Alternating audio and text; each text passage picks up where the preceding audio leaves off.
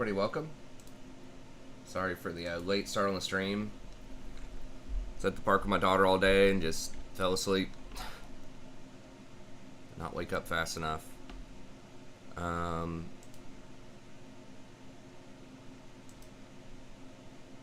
See if we can play at least a few songs here, though.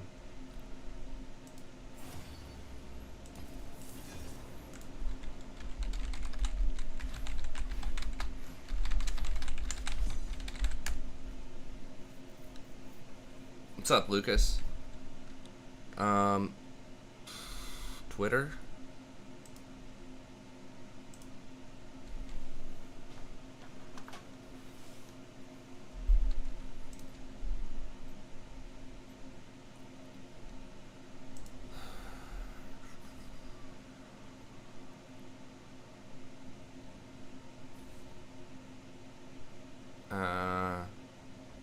Okay.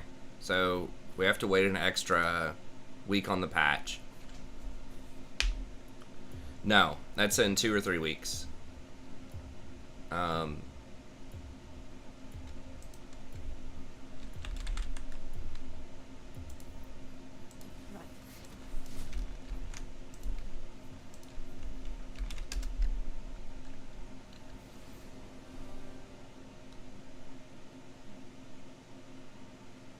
Hopefully Samira. I mean, I don't know. I guess Ezreal's fine too. Whatever. Okay, let me bring the chat over here. Also need to adjust the camera, I think. Right? Yeah.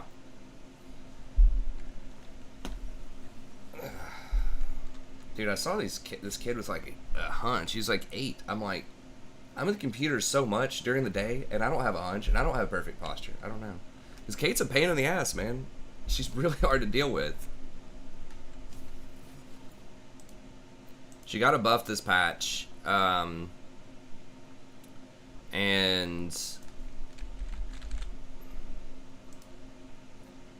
just the kinds of champions that are being played with her in the bottom lane, like Lux and I don't even remember what else. It's just like all Lux, Varus, or not Varus, Vel'Koz, Xerath, just all of these Morgana, all of these, you know, long range poke and bind champions are just so good with her.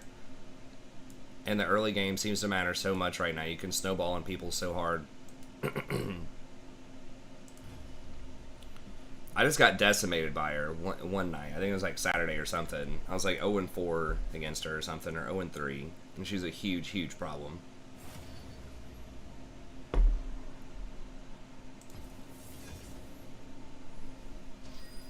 Other champs can apply some pressure too early, right? Like Varus and stuff like that, but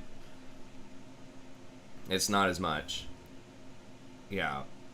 It encourages people to go Morgana too, which I do not like playing against as I'm Rakan. That's obviously a classic soft counter to Rakan. Yeah, Morg plus Kate is just really gross. And Caitlyn's pretty difficult for Rakan too if the Caitlyn has a brain, because you just try to run at her and she just nets you. And then it slows you down so much that you can't get into W range.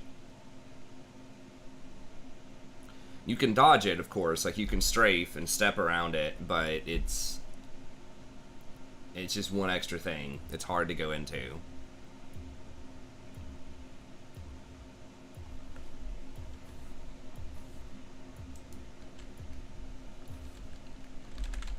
Lux has also been very obnoxious to play against recently, for similar reasons. Not as bad as Morg, but it's like Morg light. Anything that has one of those line skill shots they just throw at you that like stuns you is problematic for Rakan. So he has to dash, you know, in a straight line to go get you, and usually it's telegraphed.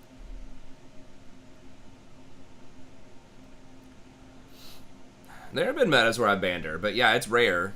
Because when Caitlyn is really good in a meta, she tends to take over and get nerfed a lot. And I don't know if her win rate is like reflecting that or what's being played at a high level right now, but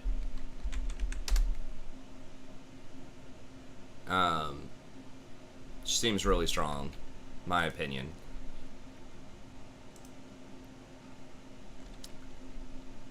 Her win rate's gone up a little bit. Her play rate's gone up a little bit. She was like 48% or something. Yeah.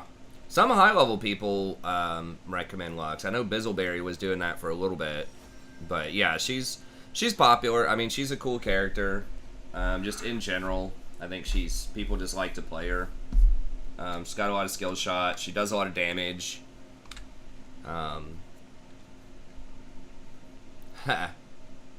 Well, I don't think that Morg is great overall. That's why I have her like C-list on my tier list. It's just into Rakan specifically, she's good, but Rakan's not very popular right now. And she can be good into stuff like Leona, like Nautilus, but people are playing less of those. Like, it's not good into Zyra. Zyra just breaks the shield instantly. So yeah, she's not as great against the other champions that I mentioned, the other poke type of champions. She's not that great into that. She's good into engage, but people are still playing Thresh a decent amount, I guess. But I almost never see Leona or Nautilus. I feel like Leona is still really good right now. People still don't play her. How's that fan in the background? Is that too annoying? I can go turn that off. I always forget about it because I don't hear it in my headphones, and I'm like talking 90% of the time. But I can go. I'm gonna go close the door on that because I noticed in some of the videos the other day that fan could be kind of annoying. But I just don't even think about it. Okay, let me go close the door real quick. My wife's like, she's doing some spackling on the wall to cover up. Like, she just built this, built a couple of doors. She's making some rooms over there. Yeah, she's making some rooms over there, so she's spackling and drywalling.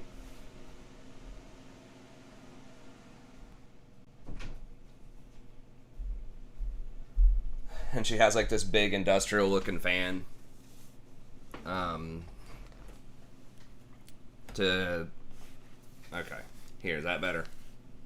She has this big industrial fan to try to dry off, dry the stuff. So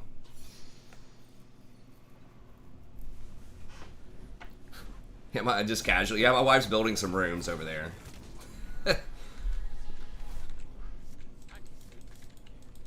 She's building a house on the side.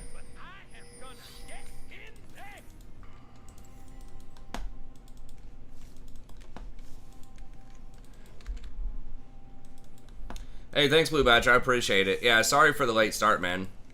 Hopefully I can get back on track over the next couple of days, and you might be able to stay for a little longer. But I appreciate it. You can always watch the replay if you want to sort of see some stuff. Oh my god, do I even go into that? I don't think so. It's just a massacre. Wow. No one wards it, everyone just walks in there.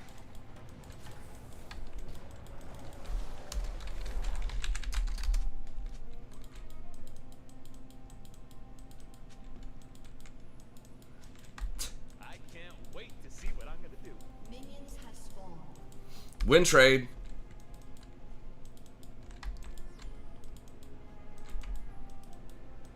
Yeah, invading Scion Thresh is probably bad. I don't know, like, Rakan's good level 1, Anivia's pretty good level 1, but...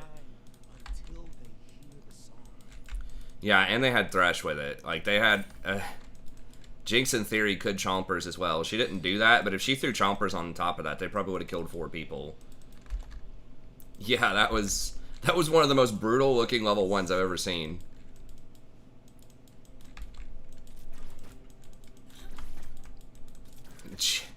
Jinx got both of them too. Awesome.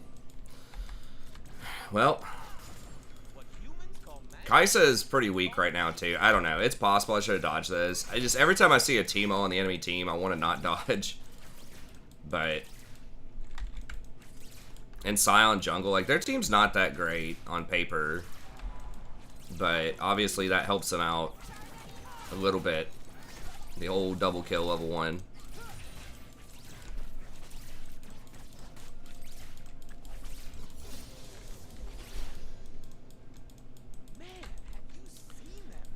Really? She doesn't want to, like, even try? I mean, I guess Jinx does have... I mean, all she's got that really matters is one longsword.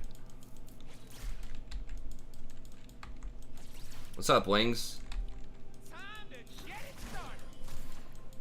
I mean, I guess I could save it for second wave. I don't think it really matters. If a fight does break out level 1, you want fewer minions, you know? So if Thresh does want to flash flame me.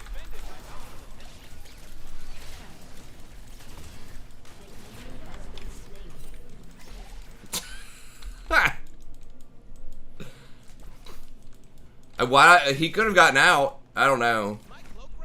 Maybe he didn't have flash. Maybe he still didn't like see Graves or something.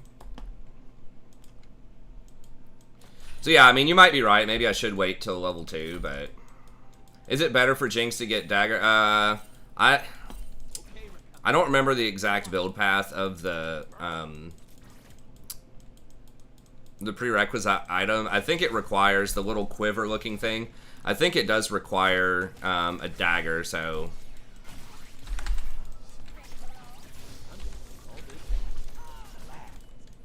So I think that's probably the correct build. If it, I don't know her gold amount. If she had exactly like 650, then that's all she can get. Double, I think it's double longsword dagger, isn't it? Ideally, you'd want double longsword. Yeah, I mean, ideally you want the longswords, but she may not have had enough money. She probably had 2 potions initially. I don't know. 2 longswords would be ideal, but this attack speed doesn't really matter early game for most champs. Not as much as raw AD, because usually the trades are like small, you know, fast, not sustained damage.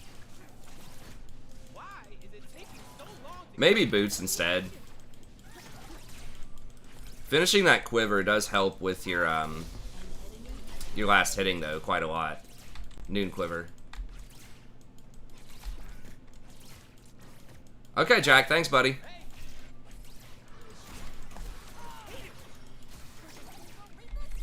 I do need to go back and put a thumbnail on that.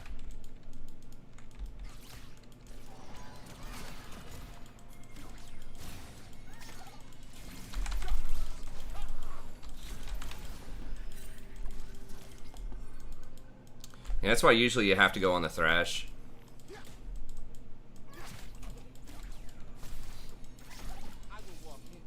Dude, I'm trying. We don't have priority. What the fuck?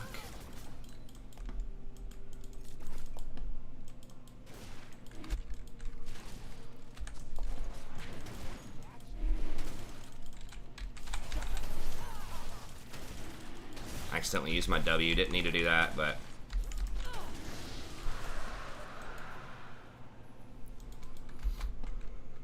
yeah. Burst damage is better earlier.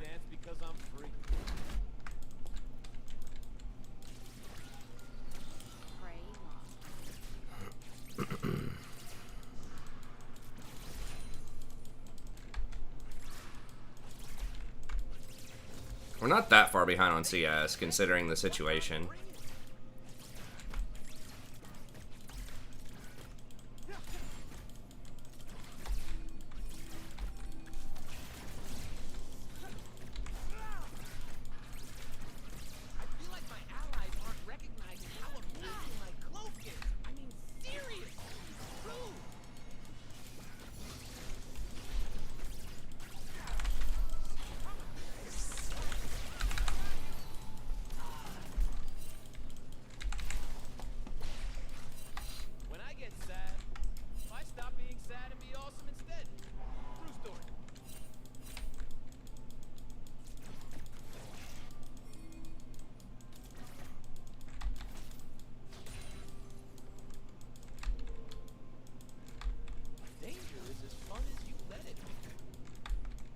Oh, Pokemon Unite. I haven't played that. That's like a MOBA, right?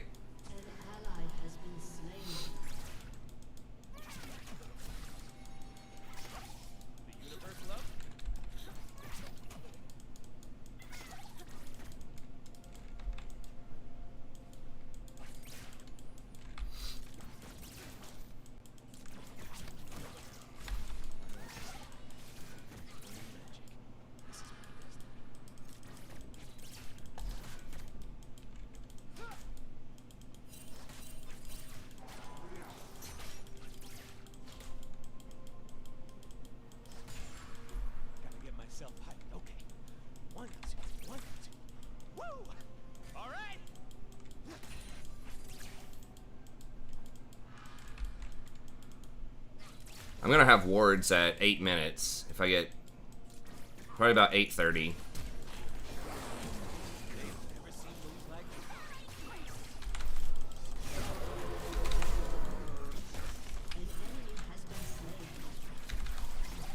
Get wrecked, son.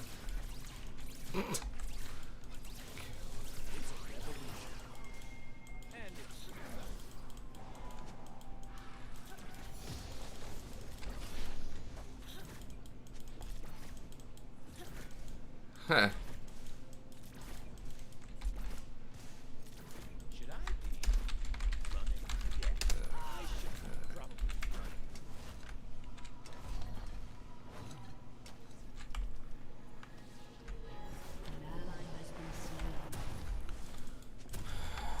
All right. Why is my chat still active? Why are people not muted? Forgot my onion. I need helper FF, guys. This Teemo is just too much, man. OP champ.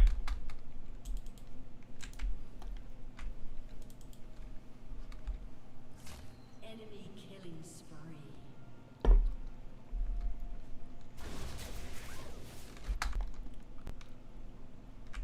Could have taken some magic resist. Maybe a null magic mantle. Kick some ass.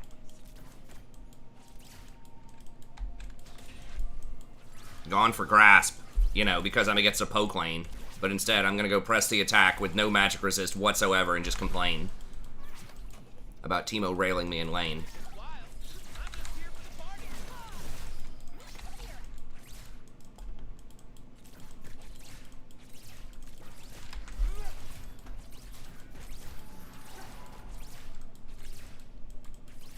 They ain't seen moves. Okay, we're basically even. She's up a boot.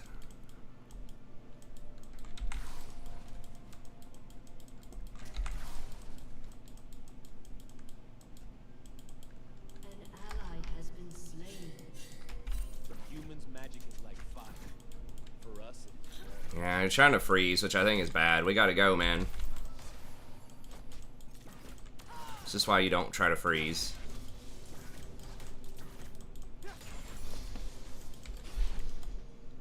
They will remember my name.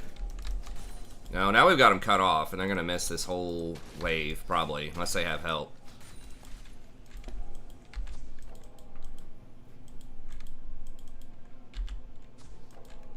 Ain't nothing I say should be taken serious. That's why it's the truth.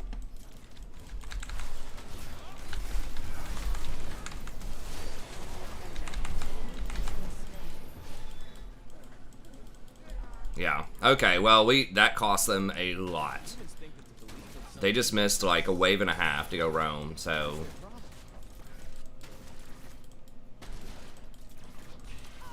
An ally has been slain. You know, we can't really go get Dragon, I don't think. The top laner just soloed Rift. That feels bad. I think we just needed to back here, probably.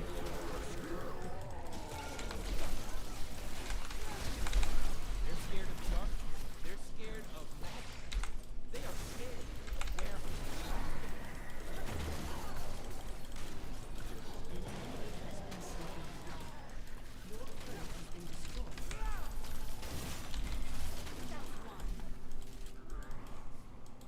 I need my love to hurt. Has been destroyed. Scary. I don't apologize. Out of mana. I feel good.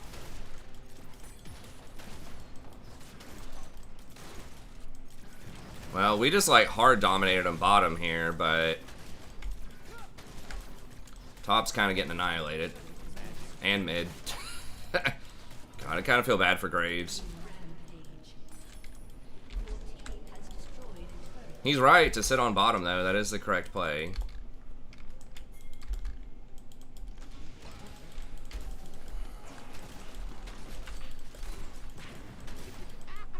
Shit's warded. I think we gotta back up. I don't have any mana. I'm just trying to live the moment.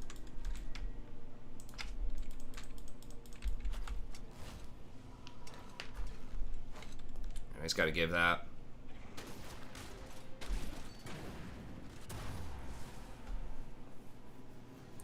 Oh, I'm sorry to hear that, Joe. Hope you feel better, man. Hope you get a chill version.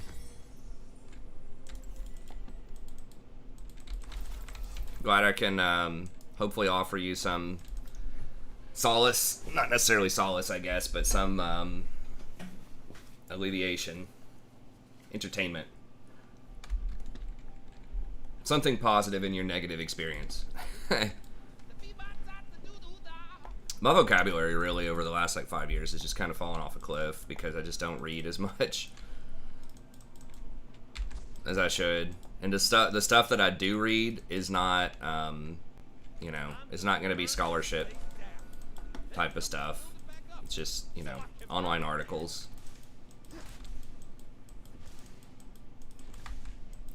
Usually of a video game variety.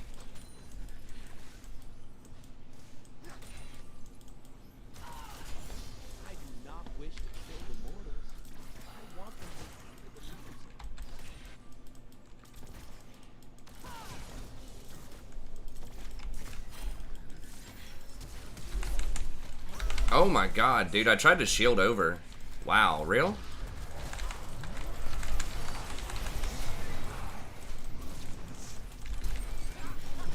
What the fuck?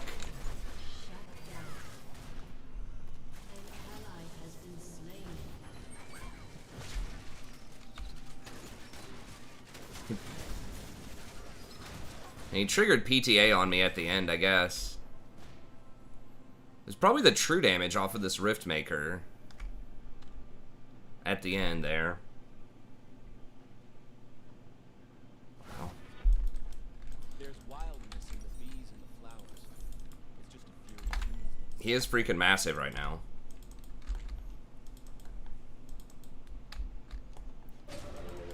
Are the Olympics dying?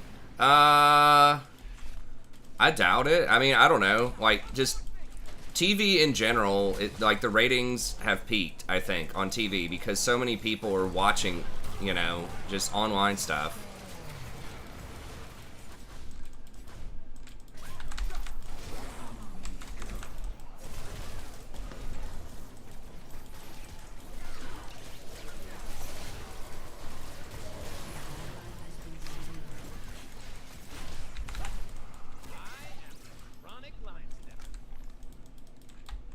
Well, can we just, let's try not to make it political. I think dying is a really strong word for most things that are not at their all-time high. Right? Like, to me, dying means something is not going to exist. Like, Olympics are going to exist in 20 years. NBA is going to exist in 20 years. Right? So, I don't think they're dying. I think the viewership in basketball is down a little bit, but like football is fairly political as well, and it's having some of the best, you know, ratings it's ever had.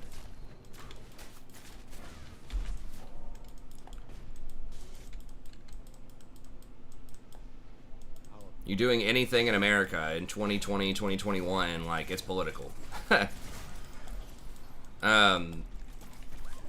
But, I mean, it's a combination of things to basketball. Yes, you know, they did have, of course, their stance on Black Lives Matter and stuff like that, which is, I'm sure, what you're alluding to. It could also be the China thing, which there's really not a good answer to that. With the Rockets GM tweeting about, like, save Taiwan or whatever.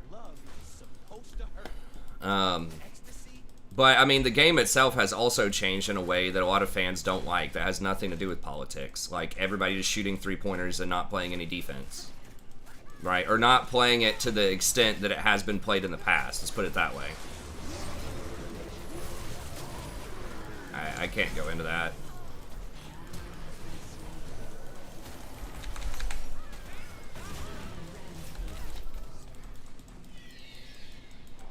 So I think that's something that has annoyed a lot of people.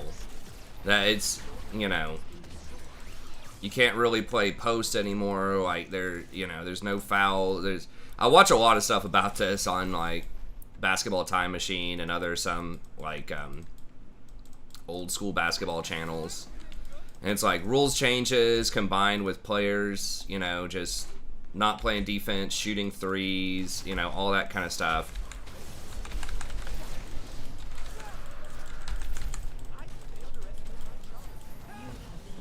What the fuck? Why did Graves run, man? Alright.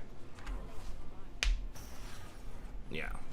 So I think it's like that one's not like super fair just to say it's politics. Yes, there are definitely, they alienated some fans with the, they're handling Black Lives Matter, but then also the China thing, which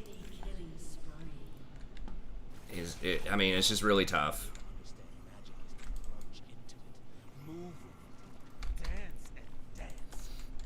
China's like a huge customer base for them,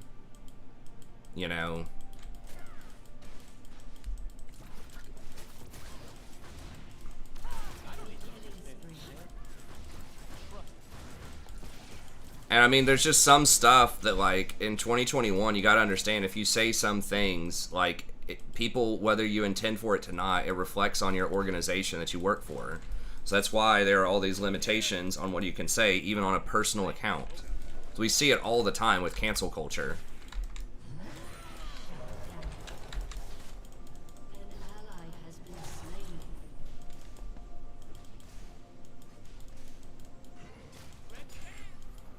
I don't remember exactly what the tweet was, but it just, I don't know. That's just the price you pay, I guess, in 2021. Like, you just can't say anything, hardly.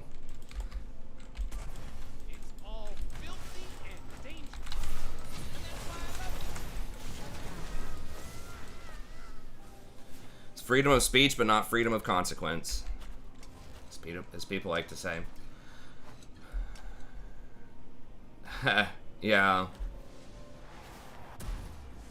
Yeah, I agree, Crew. I liked the older school basketball better. I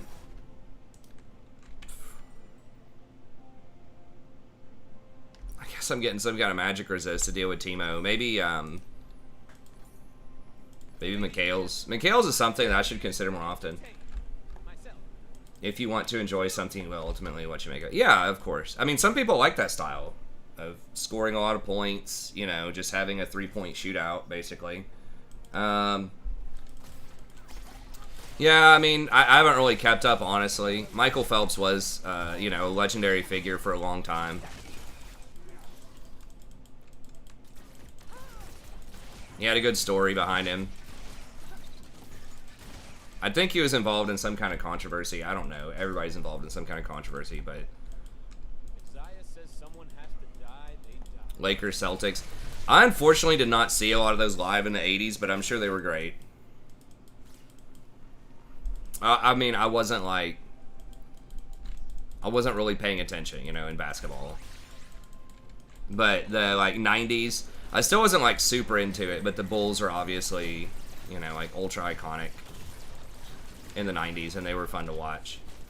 But yeah, Lakers, Celtics was probably really good, too. I think 80s and 90s is kind of the golden era. I did like the Lakers. The early 2000s Lakers were a really fun team. Shaq was just so much fun to watch. Kobe, too.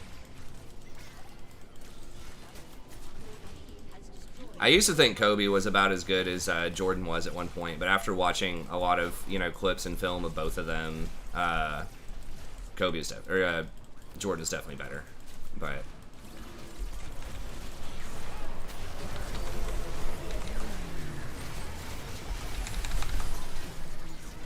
yeah, we just don't have the power, but we had to fight right there, I think.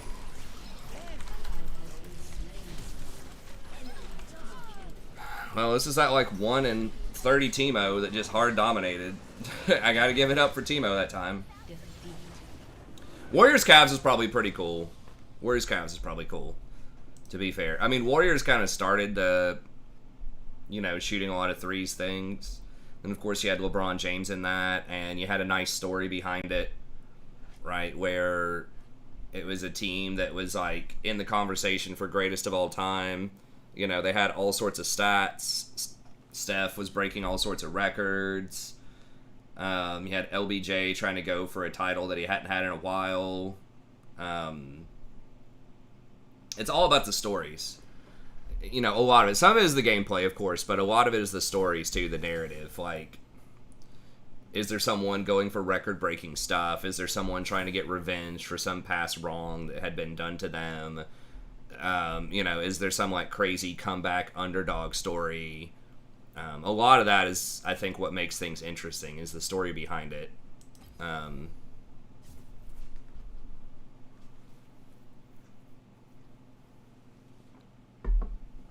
Okay, let me swing by the restroom just really quick. I've been feeling a little weird. Hopefully, it's nothing major. Ended up eating some hamburgers. I guess that was a couple of days ago, so hopefully it's not that at this birthday party. I really got to stop eating meat. I don't eat it a lot because my wife's a vegetarian, so we just don't keep any meat in the house. She does all these like fake meat things. And just because I don't eat it that often, because I usually eat at the house, then I think my body has increasingly become more intolerant of it. So I'll still eat it on occasion if I'm out, especially if there's nothing else like really going on. But yeah, I very, very rarely eat, especially red meat. If we're out at restaurants and stuff, sometimes I'll eat a fish.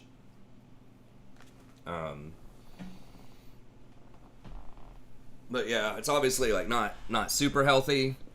It's not like terrible, but it's not like ultra healthy. But it's mostly just I just feel like trash after I eat red meat, even if it's of decent quality, just because I never eat it. But anyways, I'll be back in just a second. Let me put up a thing here real quick. Sorry to put you guys on another break, but just kind of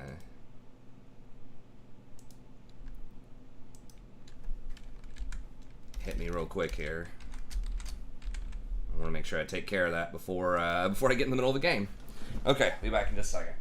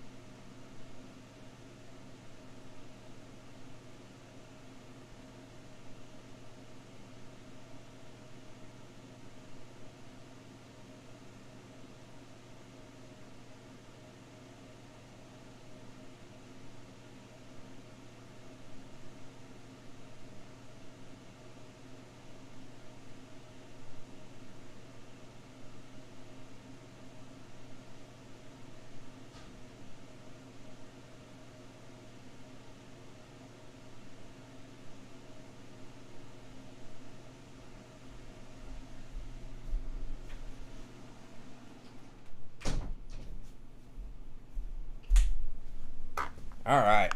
Ugh. Sorry about that. Space Jam 2. I haven't watched it. I heard it wasn't that great. A lot of the have there been any remakes that have actually been like pretty good? Spider-Man.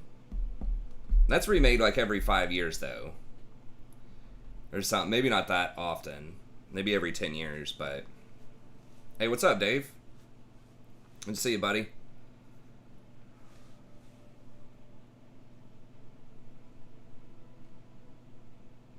Yeah, I agree, Joe Pilbert. I mean, I don't know. Sir Captain Fair was doing it. What are the trade-offs? So, I don't know. Almost every high-end recon that I've seen, high-end being what I see on League of Graphs, does Guardian. The main thing is, first of all, Guardian protects allies as well as you. And a lot of times you're going in to protect people, or that is one mode of recon, is you're really good at counter-engaging. So you go in with your E to protect people, and adding a Guardian shield on top of your shield is a lot. That's a lot of shield early on to protect people. So first of all, there's that. Second of all, it's better against poke. If you're standing next to somebody, you can just get the shield out of that. Guardian doesn't do anything for that. And you don't buy a lot of armor and magic resist in general, and nothing in your kit gives you bonus armor or magic resist. So that means that you're like the scaling on Aftershock is really not that great. Now, when you go in for an all-in with Rakan, if you're going to get hit a lot by stuff, then it can be decent. So if you're going in and you're trying to engage on a Leona or something like that, and you just know you're going to get hit by a lot of stuff with Aftershock,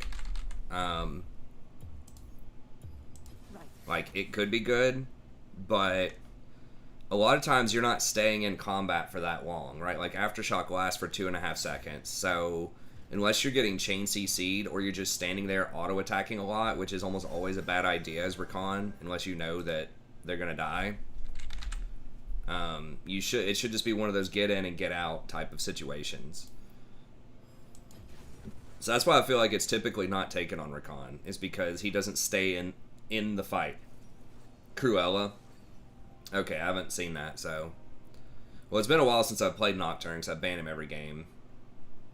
But I switched that for Caitlyn, so let's see how I feel about Nocturne this game. But I think that's the theory behind it. Versus someone like a Leona or a Nautilus or whatever, they're staying in combat, right? They're not getting back out. So that's why they don't take Guardian, but Rakan does. It's because they're staying in combat. So, I'm not saying dude's wrong. He's probably a very good player. Maybe he's trying it out. You know, the time when you would do that is for really hardcore all-ends early, in my opinion. So if you have like a Tristana on your team and you're going against like Samira Leona or something like that, or Draven Nautilus, what's the best Etiquette late game comp? I mean, it kind of depends on the situation, but loosely, probably 4 catapults, 4 play clock catapults, 2 or 3 snipers, 1 rattling gun, 1, maybe 1 flamethrower. Flamethrower is cute, but probably unnecessary. Could do it. 6 or 7 storm vermin.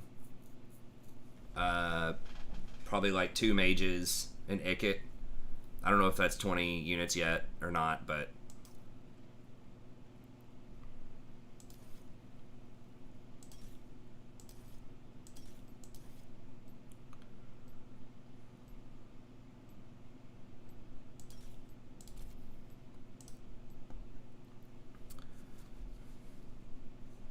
you might be able to get away with even less infantry.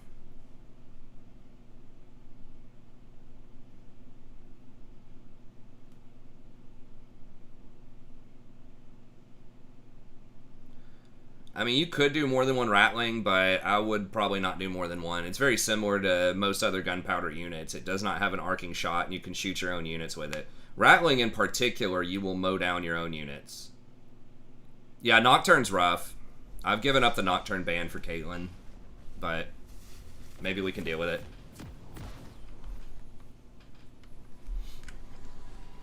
Consequences only matter if I don't get away.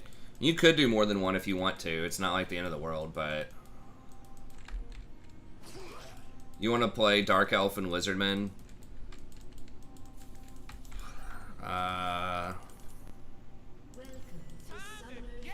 My first thought is Malekith as Dark Elf is probably the best one. Oh yeah, 5. I mean, you can, but my first thought's Malekith. And it's just the strongest one. The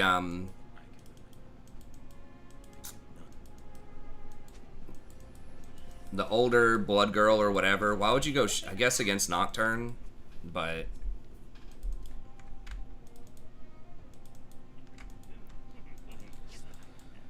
I mean, I guess that's not terrible on Twitch.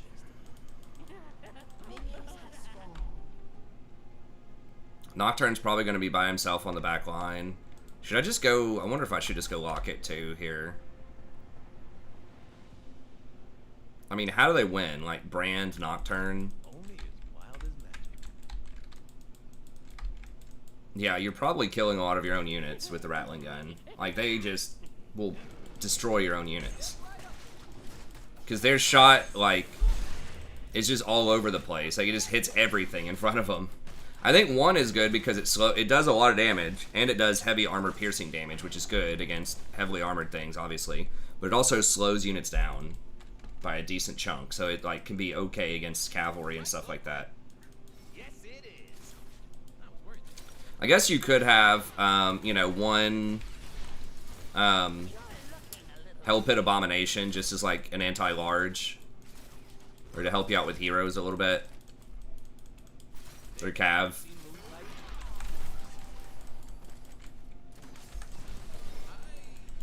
Totally forgot. So probably Malekith there. As far as Lizardmen, I think Mazda Mundi's probably the strongest. Real.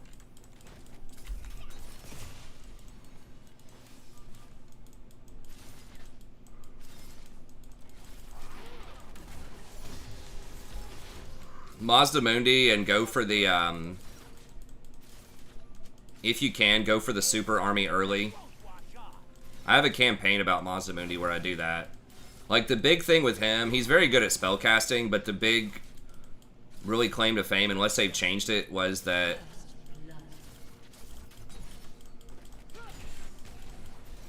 he gets half off of this, like, Rite of Primeval Glory, which does a hell of a lot of damage. Or not a hell of a lot of damage. Gives you a hell of a lot of, like, big monsters early. And then you can delete the ones that you don't need. But that's what I would play around, is save up to get that, like, ASAP. Humans call it battle. Just a dance.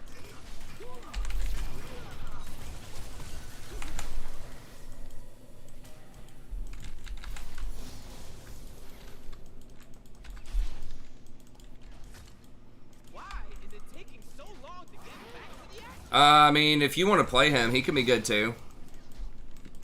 Specializes in Crocolisks, or whatever they're called, monstrous infantry.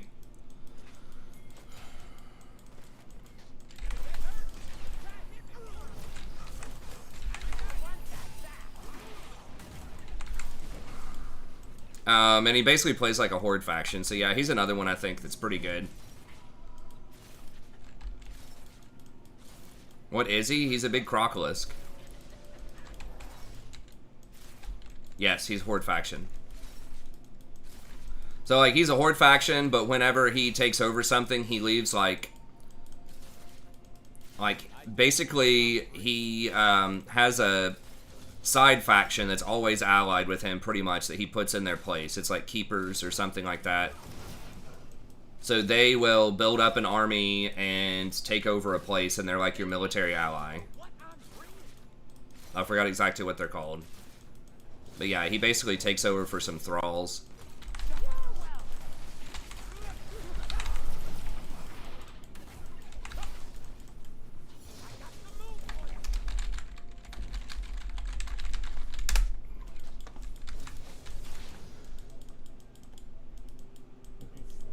Wow, are they really not they didn't leave? It's a revolution. Okay, we got her flash. Guess I maybe should have waited on the flash a little bit longer. Our people are bleeding. My lady's gonna heal. Maybe not. Okay.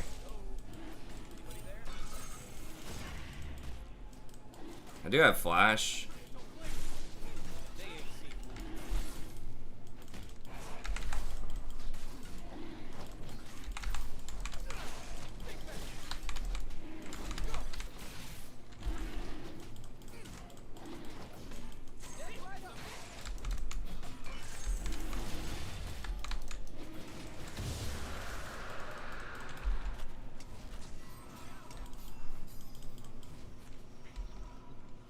An ally has been slain.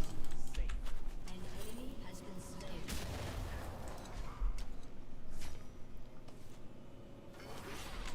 Real? Oh my god.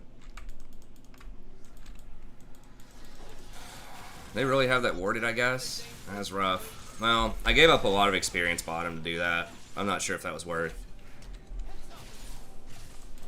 Dude, are you fucking kidding me right now? He invades and throws his fucking thing to stop my back.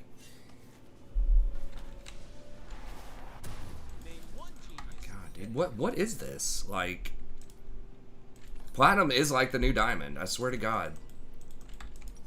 Like, people never did that before. People are just like the last few days. Everybody's warding. They're like stopping backs, tracking timers. Like, who does that in platinum? People have definitely stepped their game up. I mean, it was really good. They stopped my back for like 30 seconds or something. I missed like probably half a wave, maybe a whole wave off of that. An ally has been slain. So yeah, that dragon.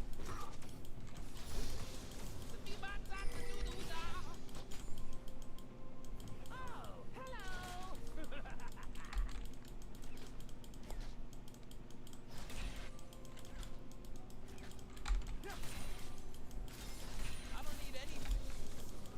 Now, there's a smell you can feel. Oh, crap. Hey, it's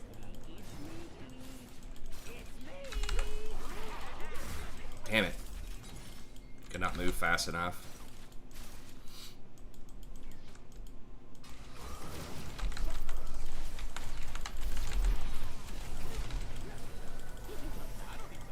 Okay, he's gonna burn out, right? Right? Oh my god. So you actually have like 1 HP. An enemy has been slain. Wow, dude, I cannot believe he made it out with like 1 HP.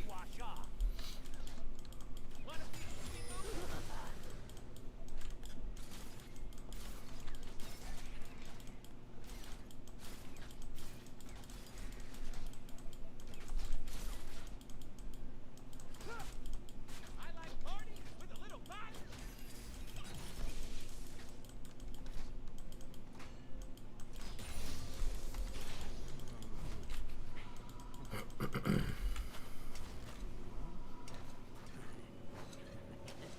The surf queue. Yo, man! Whoa, this is crazy games, dude! Ain't nothing I say should be taken seriously. Sick wave, bro. True. Damn it. I already got one of these. Whatever. I guess we'll just do Shirelia's. I was gonna do Locket, but Shirelia's does help him reposition against Nocturne as well. After I peel. Yeah, I should probably running. Please don't open with your ult. Just wait.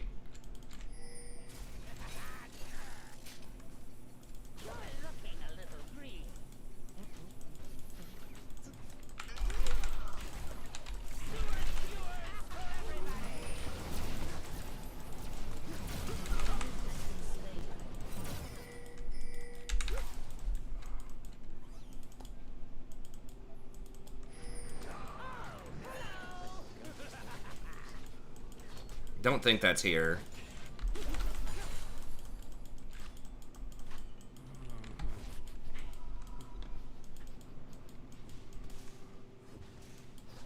An ally has been slain. Nocturne doesn't have his ult. I'm just gonna get one plate here. Humans' magic is like fire.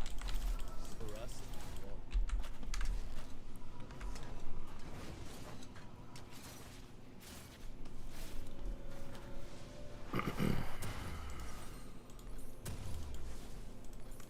it's me. Okay, Rakan. Get him watching. He didn't flash. Burn him up. Oh, nice. Unlocked flying. Okay, so you get flying at level 50. I'm about to get normal mounts. I'm kind of thinking about maybe trying out the ninja. I don't know. I am enjoying my class, but I kind of want to try a different one out too. I'm gonna want that back. Humans think that to believe in something, I heard ninja's like kind of hard AF, that's their problem. but can be pretty good. I thought that they're I thought they'd been nerfed a lot. Nocturne's around. Naya, hey! Where is she? I hate it when she...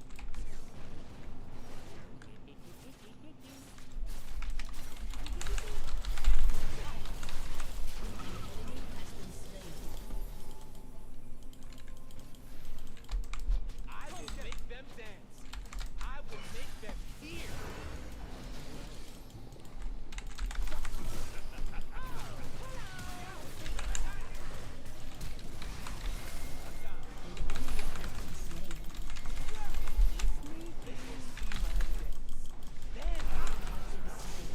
God. Just in time, Tom. Nice TP, bruh. Maybe he had like 3 seconds on it or something. I don't know.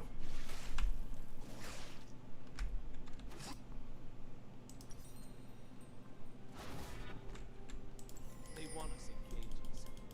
We refuse.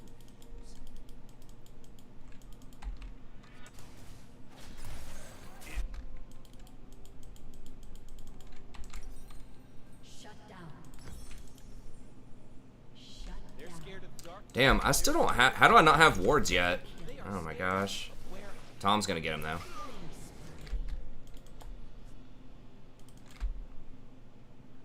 Okay, true. That's true, Butter. That's a good point. He can't TP during a Nocturnal. That's fair. Look right. He could have TP'd when Singe TP'd though, so I'm not gonna totally let him off the hook. Maybe a little.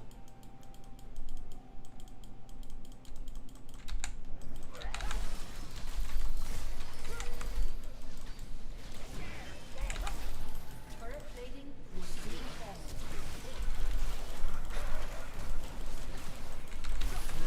Rampage. Shut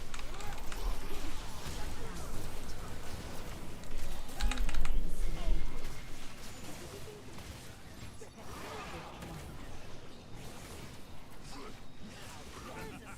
You have been slain. Ally has been slain.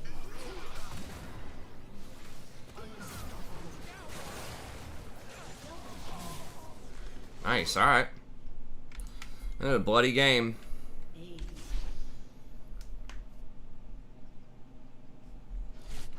Yeah. It is good though. It is good. He could have made... I mean, he probably... Either his teleport wasn't up or he just wasn't paying attention when Singe TP down, but he's come up big. He's come up big. Carnosaur guy who rides a Carnosaur and the Horde guy. I don't know the... Oh, he's not a Carnosaur. He's a, he's like a foot warrior guy. The Saurus guy. He's pretty good too. He has a lot of good buffs for Saurus, so you can really get ahead early. I look around these forests and I see you. I hear the music. It's me! Let's see what these animals Has been slain. An enemy has been slain. Double kill.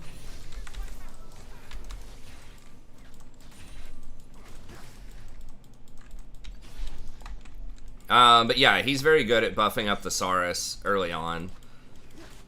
And he starts over in the desert.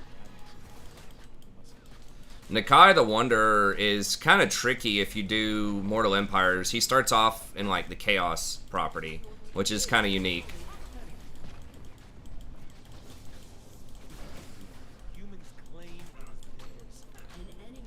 Mazda, I think, is still the strongest, unless they nerfed it. Because there's this Rite of Primeval Glory. It's like 15,000 gold or something, but he gets half off, so it's 7,500. You basically get like a 14 stack or something of big monsters. It's kind of random what you get, but you have a chance to get some premier stuff like Carnosaurs, Stegodons, you know, like tier 4 and tier 5 things, and you can get that like within the first 10 turns of the game. You can't afford the whole army upkeep wise usually.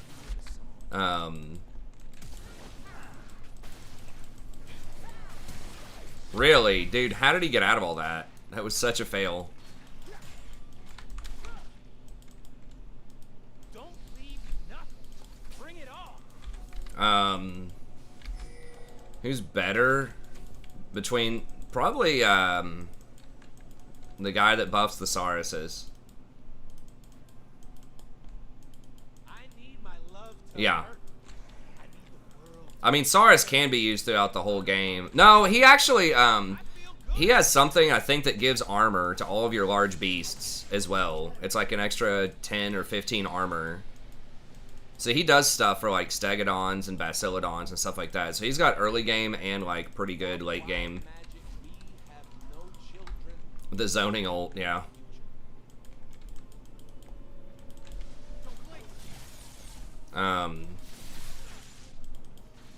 Nakai is like all in on, I feel like, a lot of his stuff. He's a bit harder because he's Horde, I think, in general. Usually Horde factions are a little bit harder. So I can burn it. Oh my god.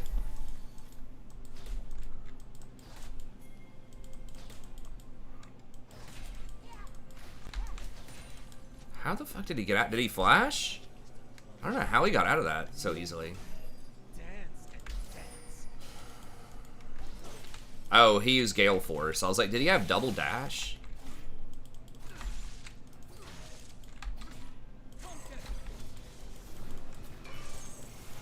They will remember my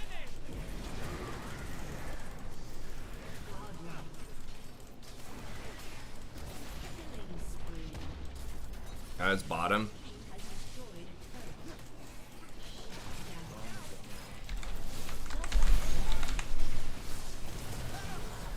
Really? Okay, I was about to say, he's dead, right?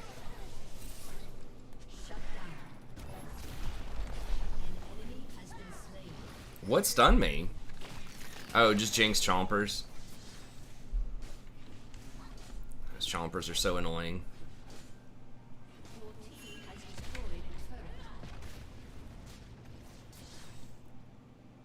Yeah, Gale Force is obnoxious. I'm glad that item has been nerfed out for most champs. They don't have a ton of lifesteal yet, but... Well, maybe I just go Ardent. Like, Twitch is really far ahead. Yeah, maybe we just go Ardent. Get out of control. I really... Why can't they just give ability haste back to Ardent Sensor and Staff of Flowing Water? Just fucking... I don't know. Take something else off. Like, nobody's playing Enchanters. Hardly. I feel like my allies aren't It's okay to buff Ardent a little bit. my focus. I mean, serious. Like, give Fairy Charm back some stuff.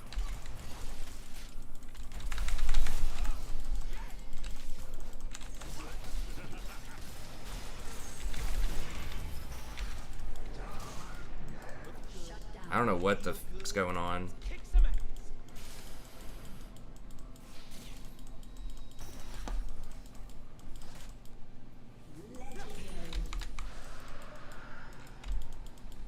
Alright, I guess they get a dragon.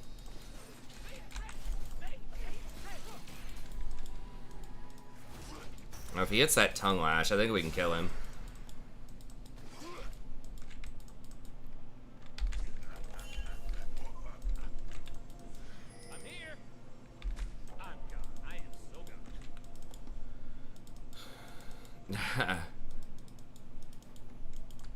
Yeah, it's like Stridebreaker exists, but God forbid, you know, we have ability haste on Forbidden Idol. Executed.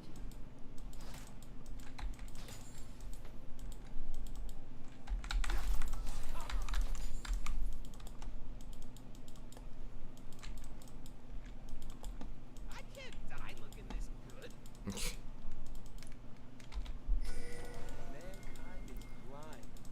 I want them to And the cheap fairy charms too. They did a lot to nerf the shit out of enchanters for really no reason. Like, I mean, I'm so they were okay, but they weren't like oppressive.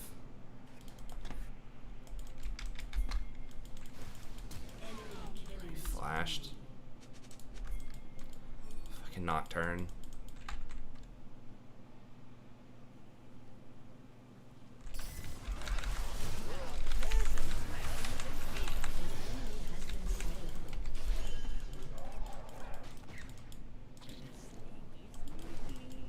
An enemy has been slain. Shut down. They think they can catch me. An ally has been slain. An enemy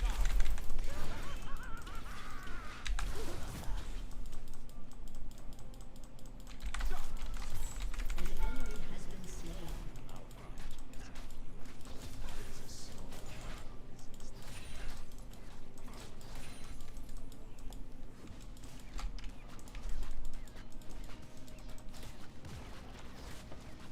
Singe is bottom.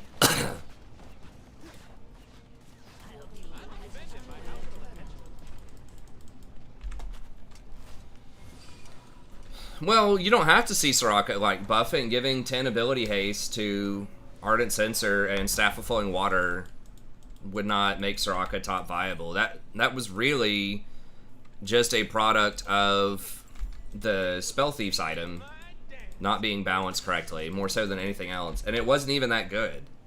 People were like losing their shit because it was boring to watch in Pro, and pros didn't like playing it.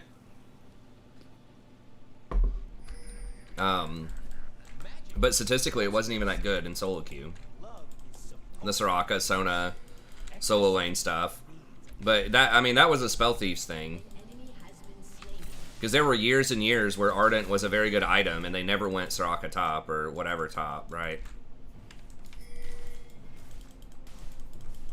I'm gonna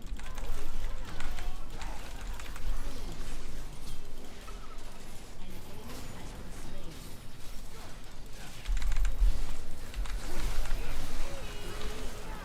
slain. Alright, that's it. He's gonna burn out, right? Maybe not? Okay, I thought that was gonna be Baron. Can we... Alright, I guess we're just getting inhibitor. It's fine. Hey, what's up, Josh? Good to see you, buddy.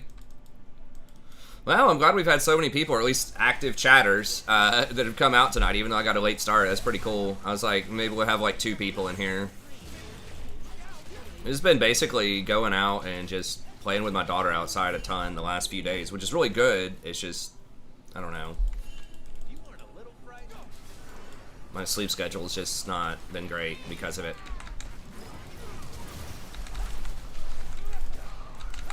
Oh god, this is where we die, where we overstayed. An ally has been slain. Shut down. Shut down. Rampage.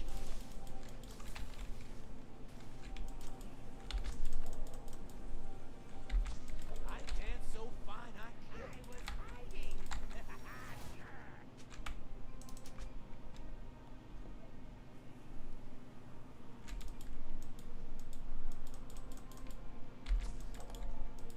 I got free. I got a right. I got cause. Slain.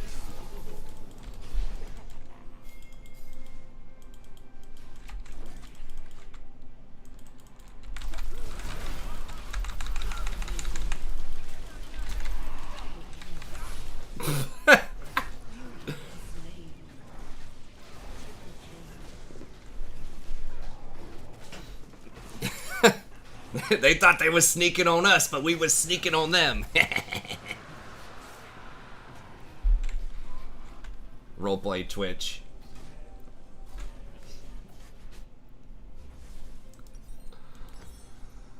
All right.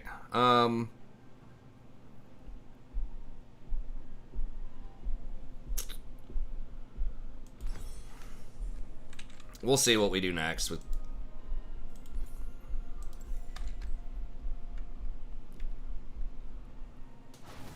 Would have been cool if I didn't die. That flash didn't force Nocturne, but it definitely baited Nocturne to chase me under the dragon instead of hitting the Twitch.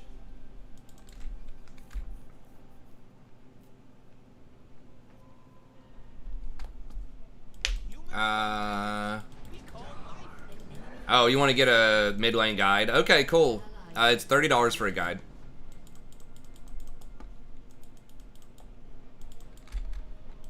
I can do 25 for you, since you long time friend of the channel.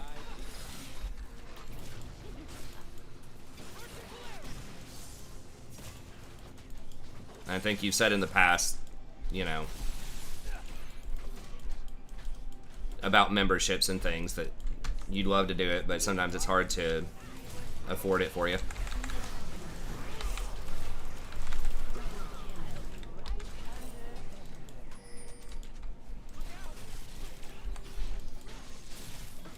Okay.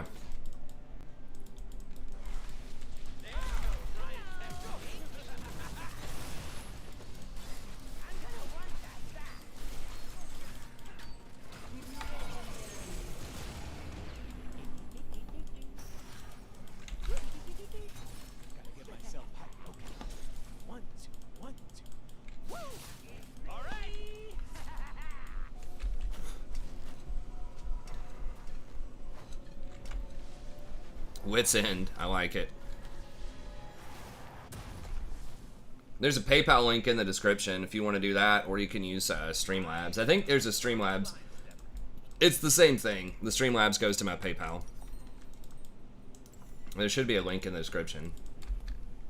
Well, yeah, I mean, COG is really good front, or Twitch is really good front to back too for about 5 seconds when his ult's going off. But yeah, Twitch is way better at roaming around and like making his own plays and getting kills.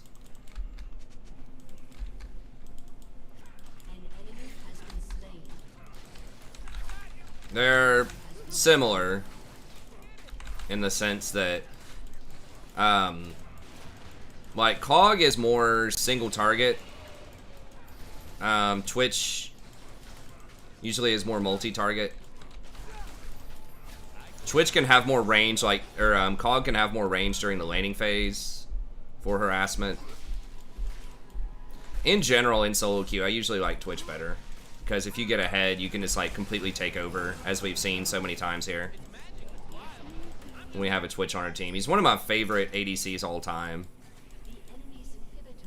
For solo queue, to support.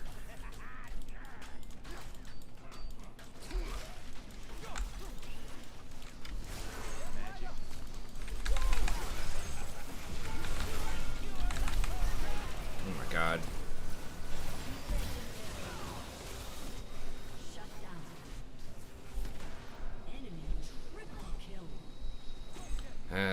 I guess I should have gone over to the Twitch faster off the Singe and not let him get flipped. I thought I got there in time, but the Singe's little flip animation is longer than it seems. He canceled it right there.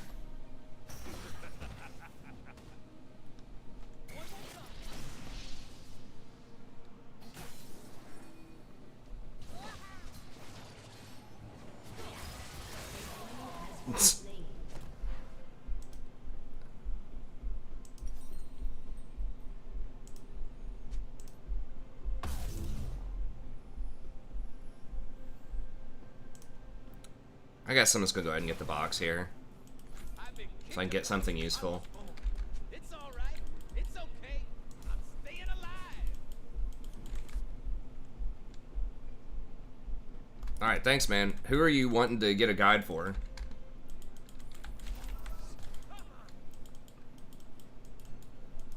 I will walk in.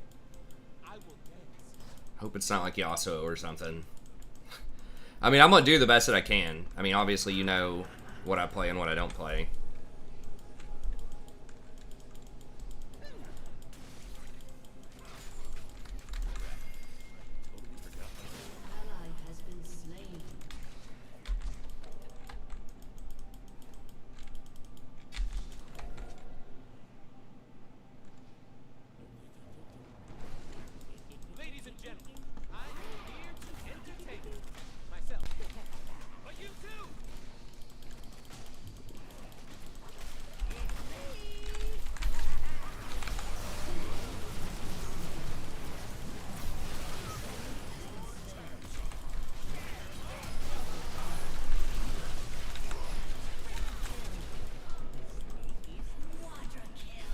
Okay, yeah, we just end there.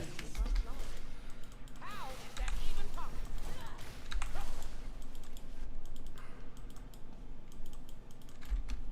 Nocturne. Okay, yeah, I can do that. How to win as mid laner. Okay, just a general guide about mid lane. Yeah, I can do that.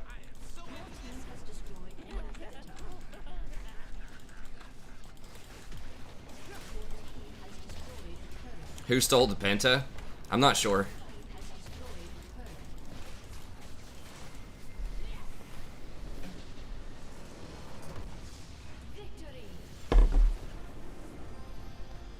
It was me, I dealt it. My daughter learned some kind of phrase, such and such. I think it was off the show Bluey or something. It's like the first thing I've seen her learn off of, like cartoons. It's kind of obnoxious in terms of like, I don't know, something she maybe shouldn't say as much out in public. I was telling her that at the park, but she said something like, I don't know, such and such. Bluey or somebody said they're gonna smell like a monkey's butt. They smell like a monkey's butt or something like that, and it was something like smelling like a monkey's butt. I don't remember what it was, but I was just trying to tell her, and she kept saying that around like the park. She said that to me earlier a lot, and then she just kept repeating it, and I'm just like, I mean, it's not that bad, but it's just kind of like crude, you know? I mean, it is like a double standard. I feel like boys can go around doing that. You know, talking about farting and butts and, you know, all that kind of stuff. But I feel like if girls are doing that, I don't know. I just feel like it can just hurt you socially. So it is not fair. It's a double standard, but just talking about, you know, kind of gross bodily stuff like that. I know there's like a phase where boys talk about it, and maybe girls too to some extent, but I think you'll be seen as like a heathen if you're a little girl talking like that. So, I mean, I didn't like punish or anything, but I'm like, maybe we should find some different ways to phrase things. Let's try not to talk about gross things. She's like, okay.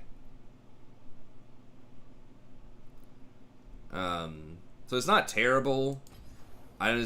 There are real social consequences for, unfortunately, you know, for girls talking like that a lot of times. Especially down in the debutante, you know, South, sort of. So I don't think she has to be a debutante, you know, all the time type of stuff, but I don't know. It's a tough call. I think it's a disservice to, like, not make her aware of some social consequences in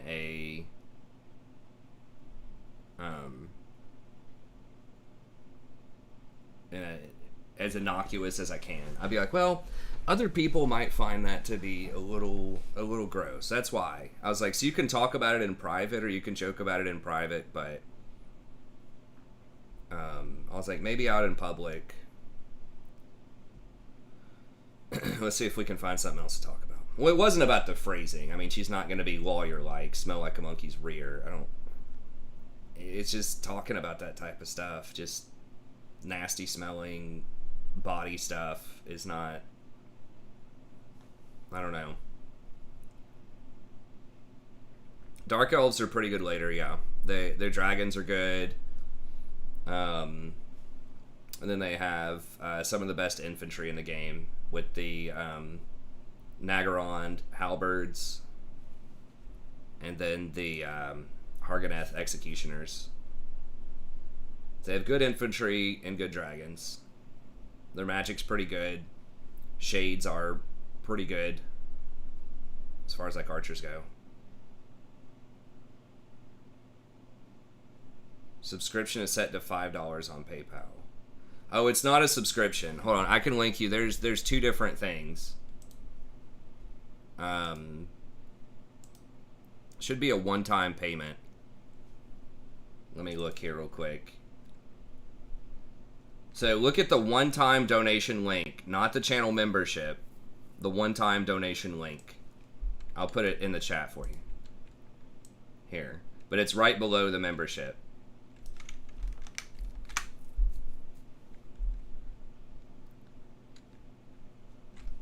So yeah, it's not that bad.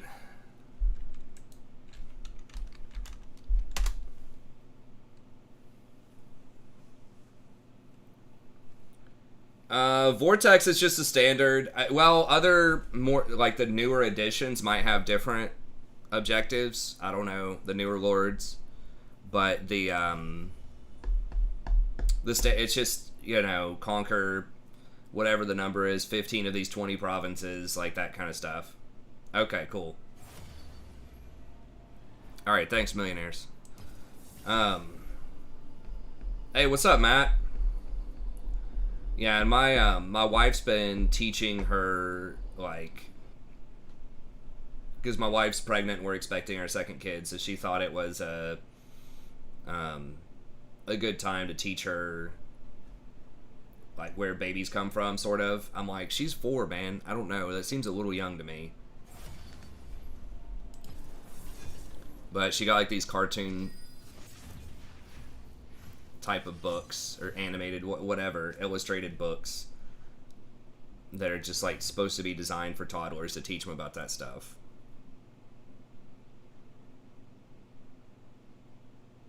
And she's like, when my baby sister comes out of my mommy's uterus, then we can play, or something like that. And I'm just like,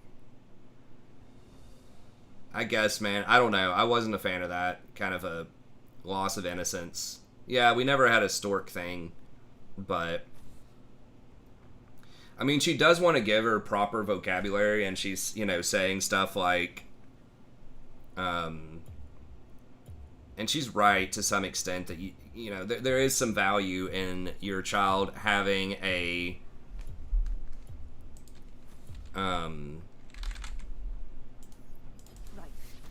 proper vocabulary for human anatomy. That way, if anyone ever tries to abuse them or do something like that, then it'll be easier to understand what's going on.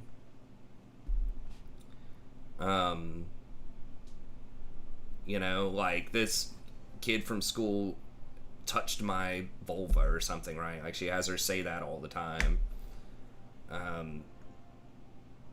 So yeah, it just giving them that vocabulary helps kind of sort of combat any potential misconduct or pedophilia or whatever. Because if they're just, you know, making it seem like it's not a big deal and it's just like just kind of fun kid words for different things that could be really ambiguous, it's like, oh, you know, Uncle Larry is doing whatever, but it just sounds like it's not a big deal, then you may not notice that type of stuff, because there are stories like that. But so I don't know, she's just erring on the side of caution. That's one of the big things, is just to give her a real vocabulary and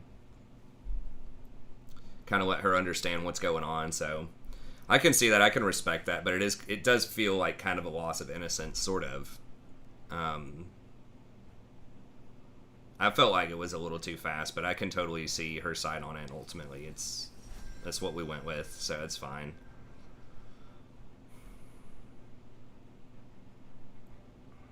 Still better be some Santa Claus, though, damn it. Just killed a flying roach. Jeez. That doesn't sound good.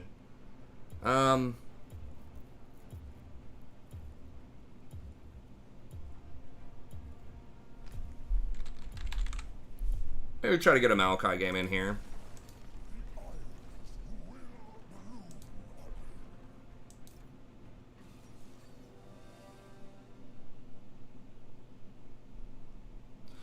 Well, I don't know. She is a little on the young side, but it's fine.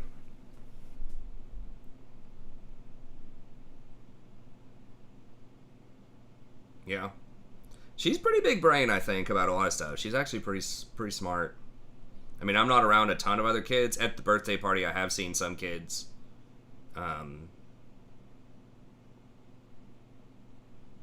Do I think the Dark Elves are more fun and Vortex or Mortal? I just pretty much always play Mortal. That's what everybody requests.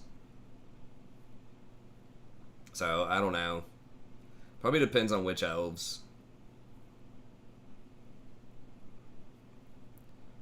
She can remember stuff to a limited extent. I think five's a bit. I feel like four is like I can remember stuff from when I was four. Maybe late threes.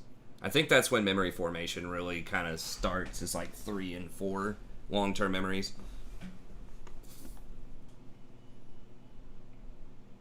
Malekith. I'm not sure. I'd say Mortal just because I always play Mortal, but at the same time I never use most of the map. So they're gonna like. So I don't know what the provinces are really like in Nagaron. Like I know they add in extra towns and stuff like that up there. I think on Vortex, like it's bigger.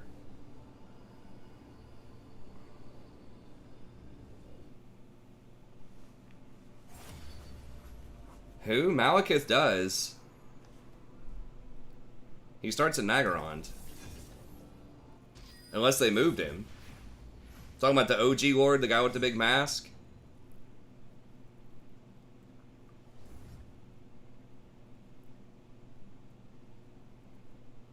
Did they change it?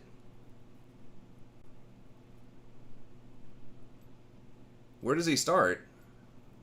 I could have sworn he starts with Nagaron. That's one of the huge bonuses also, is that's one of the best capitals in the game. It's really hard to siege it. And I don't remember all the buildings that he gets, but it's got like a couple of landmark buildings and it's a port.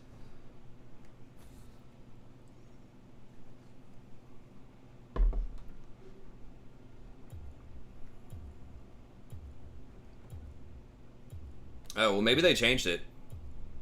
He used to start... Who starts with Nagaron then?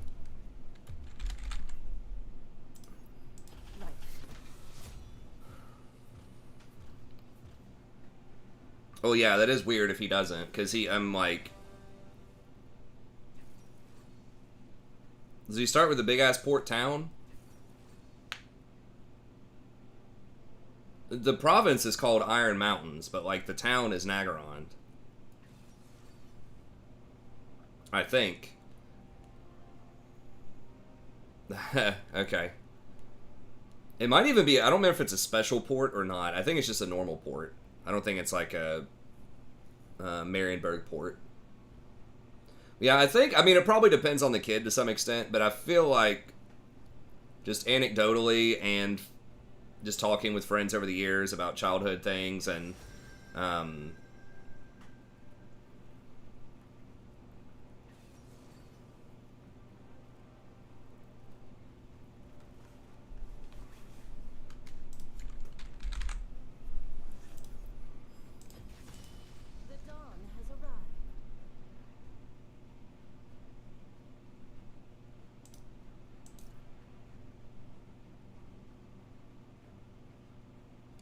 Okay, well maybe Vortex is different.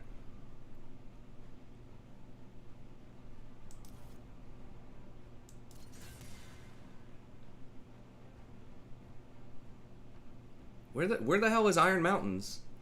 I thought that was right next to it.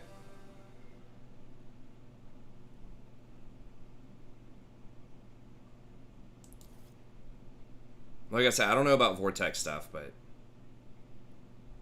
let me see. I don't typically duo.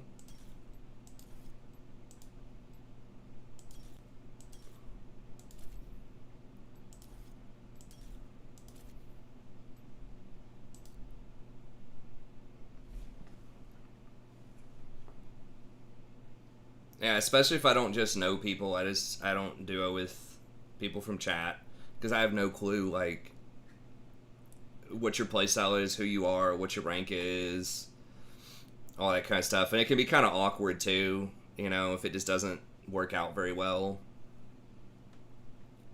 So in general, I don't duo if that's what you're asking. You can join the chat if you want to hang out in the chat and talk, but...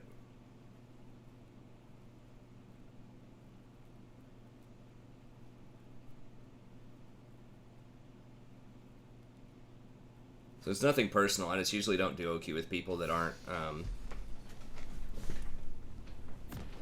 that I just haven't known for a while.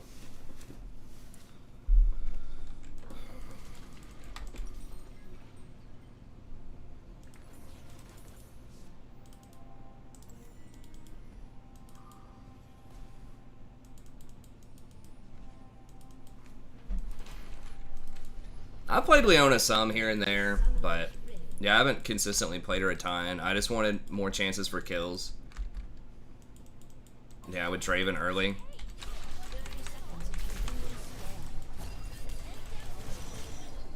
Draven really doesn't flash for that? Okay.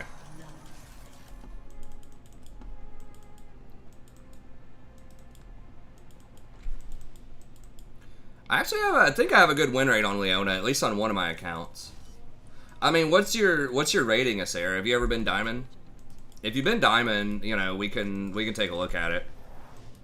Minions have spawned.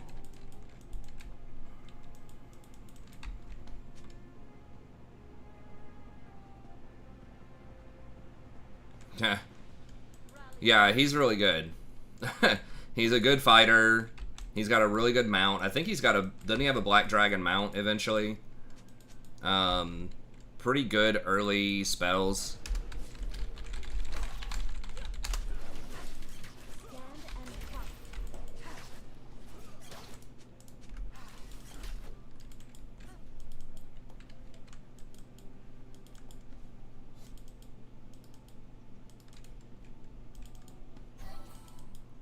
Leona's definitely S tier right now. She's very, very good. I mean, there's a chance I should be playing her more. I mean, she's almost unequivocally what if there was a challenger that was like doing an unranked to Diamond as a support, they would play Leona, most likely. Like Leona or Zyra. But Leona would be on the short list of champs they would play. I mean, maybe I seem to play Leona more and just get good. I don't know. I do think that Rakan is good too. Yeah, you have to get good engages.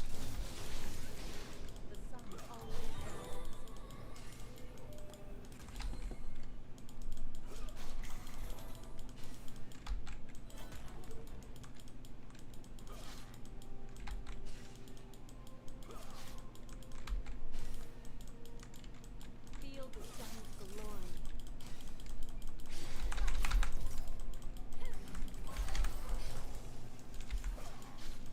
Okay, well, now she loses. She has to walk all the way around.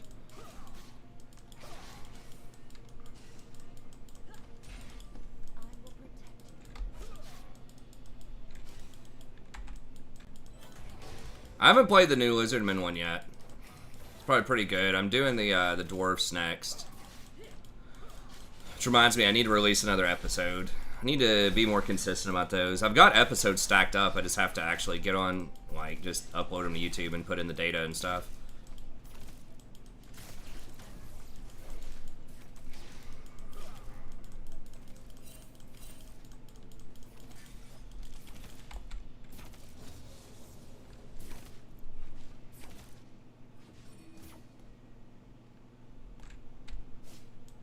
An ally has been slain.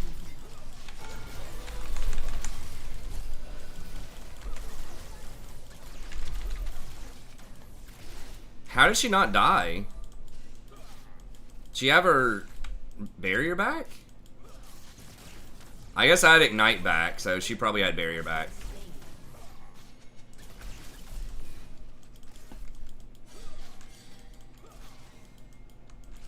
Probably a heal, too. There's just no way she doesn't die without heal and barrier. I need to do a better job of watching out for that.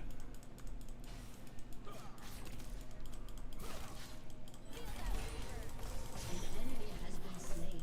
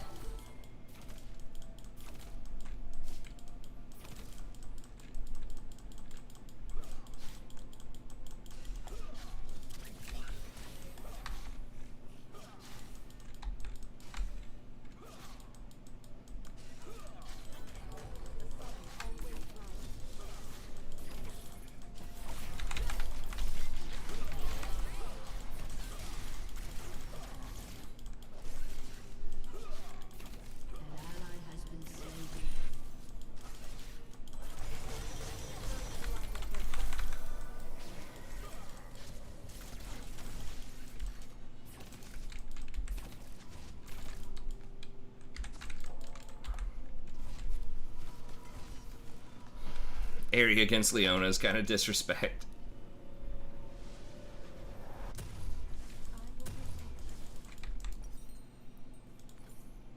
I agree.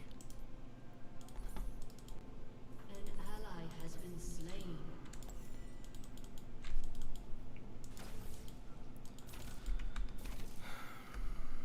Ever vigilant.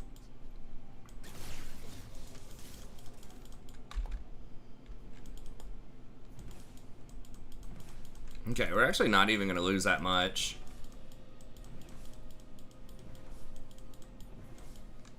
I must not fall. An enemy has been slain.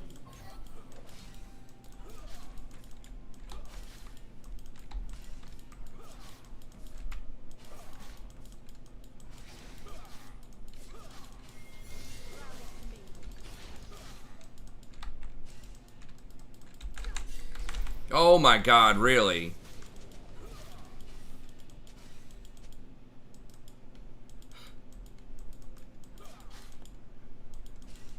How did that not hit her? Their line.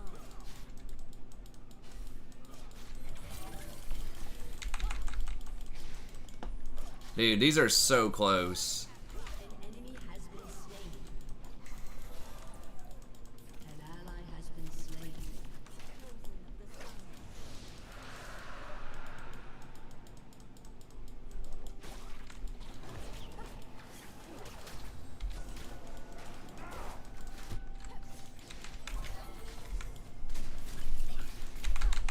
Twilight. Fuck! I missed so many of these. Ease. Just gotta get used to her. It's such a slender hitbox. If you're like firing it at an angle. She's trying to walk up and auto me too.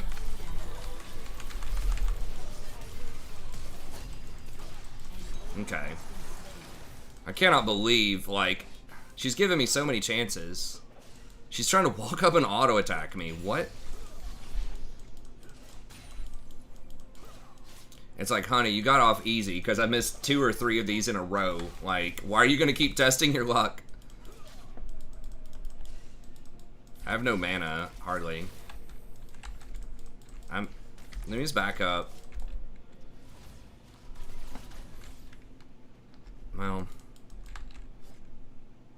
First light approaches.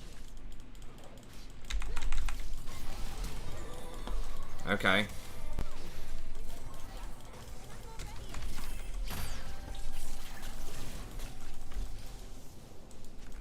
Shut down. I will protect you.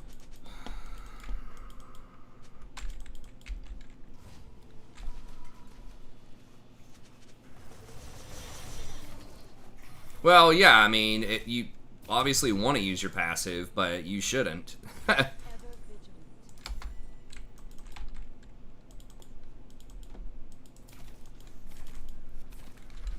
I don't think.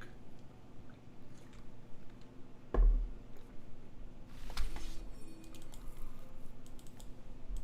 to me. When's the first Worth episode? I mean, whenever I finish it, man. I don't know. Probably tomorrow. But I just have to see what's going on.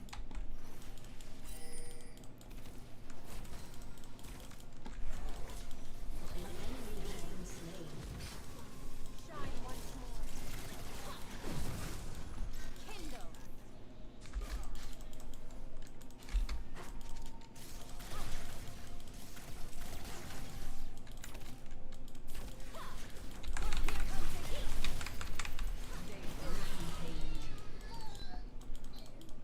Only you can prevent war.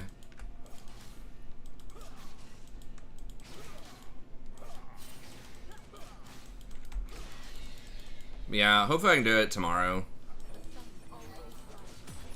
So I've just been doing a bunch of RL stuff last couple of days. But I did scout it out.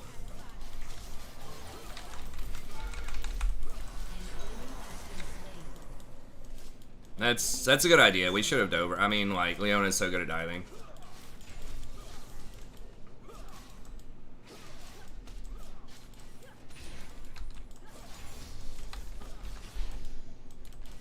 I feel like we should back, but this is maybe another easy dive.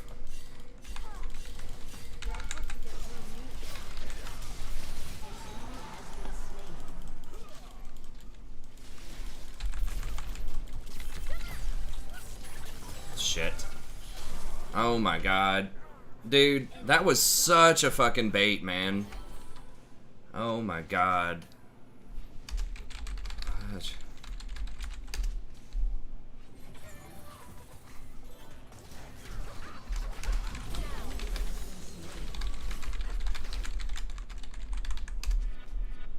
First light approaches.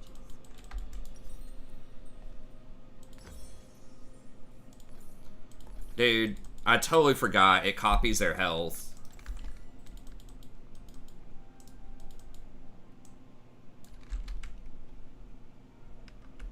I must not fall.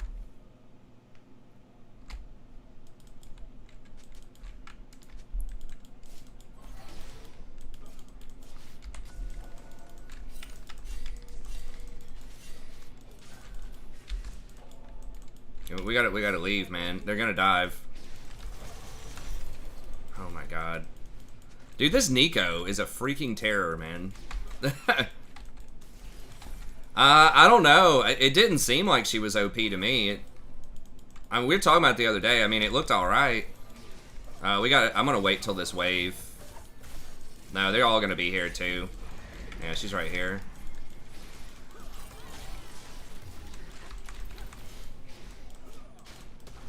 Oh, the minion stopped it! Yes! Get trolled.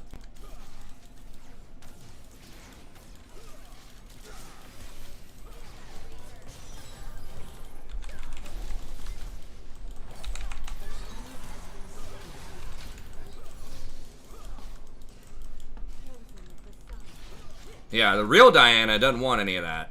Shut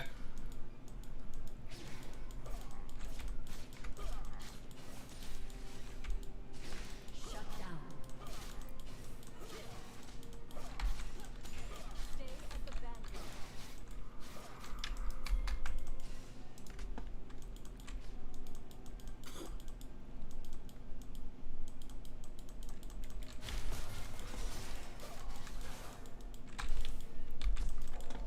Shit.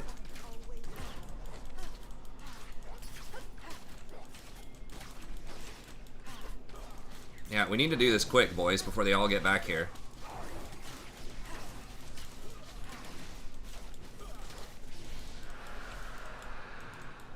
First light approaches. I mean, Diana's in the area, man. I don't...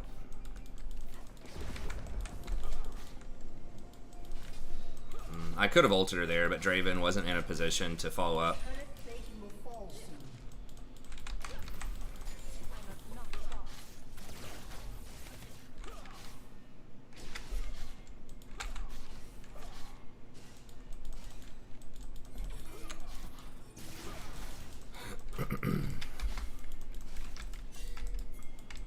Rally to me.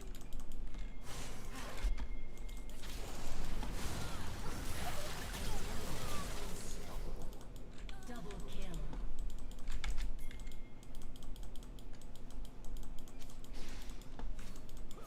Ever vigilant. I should have taken the... What did I take? Font? I should not have taken font. Killing spree. Rampage.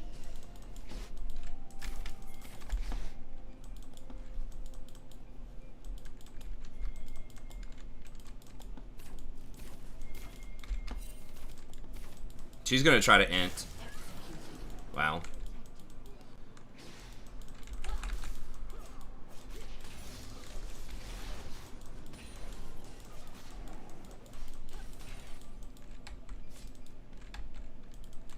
I think a lot of people think it's a nerf, apparently. To me it looked very similar. Like, the stacking thing looked alright, but getting half a stack, I think it's probably going to be about the same. I don't know. I'd have to compare the AP ratios. I don't know if they're higher or lower or what when I was looking at it the other day.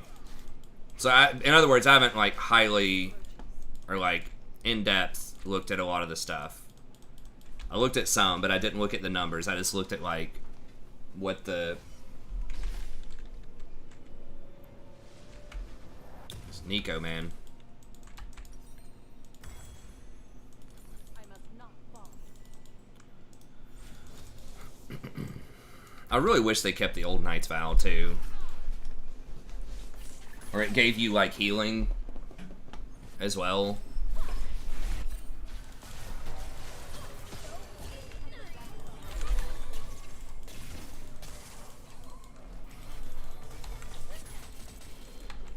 There's too many people.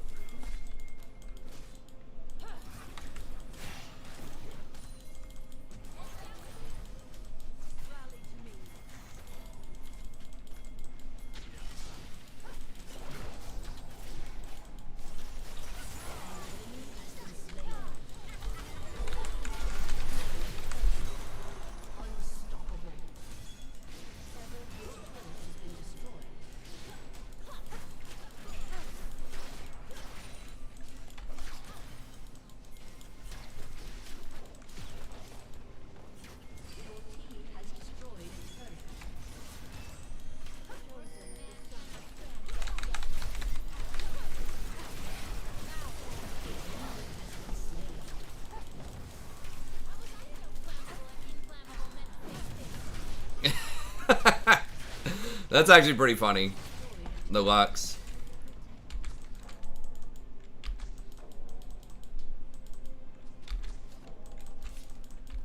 How was I supposed to know that flammable and inflammable meant the same thing? I mean, that's a good point, to be honest.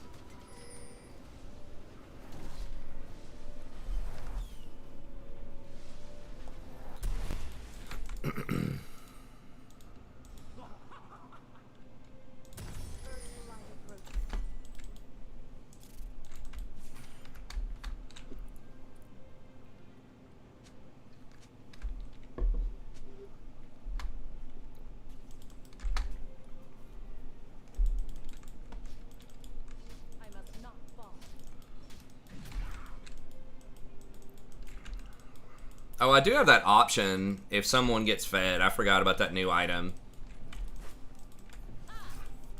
That like lowers the CC or whatever.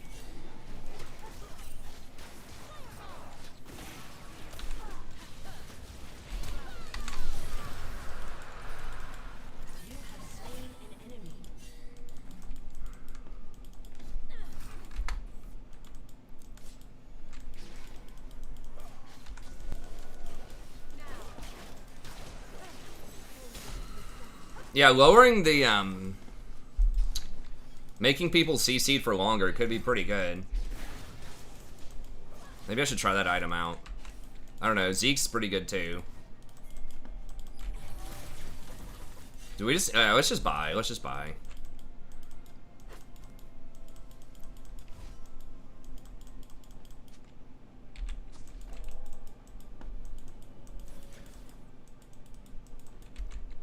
So what is that item? Does it build out of Kindle Gem? Of course it does, because everything does right now. Like, the tank itemization is just so much better than enchanter itemization for once in its life. I don't know. Maybe that's a strong statement. But, like, Locket is extremely good. I would say Locket is just as good or possibly better than Shrelia's in a lot of situations.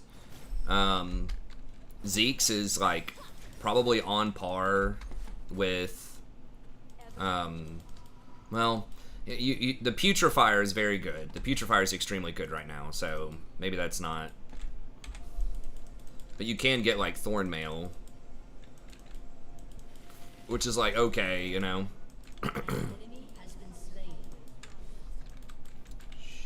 They're gonna all rotate over here.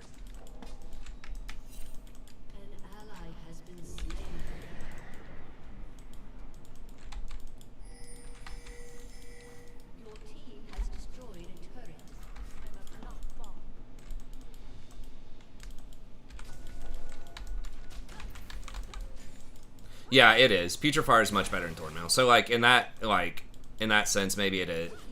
But it's certainly very, very close. Whereas enchanters have almost always had better items because tanks are so much better early game. Like they have so much CC and just a lot of stats, a lot of health, a lot of armor compared to enchanters. So that right there is already very, very strong in tank's favor. Tank support's favor is they just get a bunch of free shit, just thousands of gold worth of free stats that enchanters don't get. So enchanters, to make up for that, have scaled better with items. But that's just not the case. Can we go get this? chosen of the sun.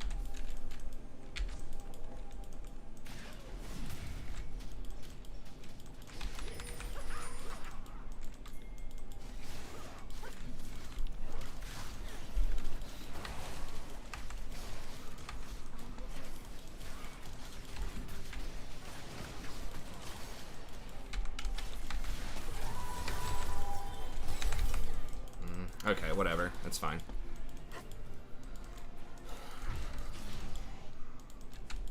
First the light approaches. It's Nico, man. Yeah, they do, but you don't have time to get any items. Like, games are over by the time you get 2 items. That's another thing structurally that's really tough for enchanters, is like, The sun always usually you need multiple items, and there are no good items that work with plus healing and shielding. You have Moonstone, which is bad right now, but like nothing else synergizes with it. So it's like, yeah, if you get triple, like if you get Mikhail's Redemption Ardent Sensor, is it still good? Yes, but like none of them are mythics. And they nerf the hell out of Fairy Charm and Forbidden Idol. Doesn't, like, the not having ability haste is so huge because enchanters really need their abilities because they don't have the stats. They really need their abilities. They need their abilities to be very good because their stats are trash, right? They're all made of paper. So, and they just got like hard punished, I feel like. Staff of Flowing Water was really OP at the start, but then they nerfed it. Just play for Dragon. Just keep the lanes up and play for Dragon.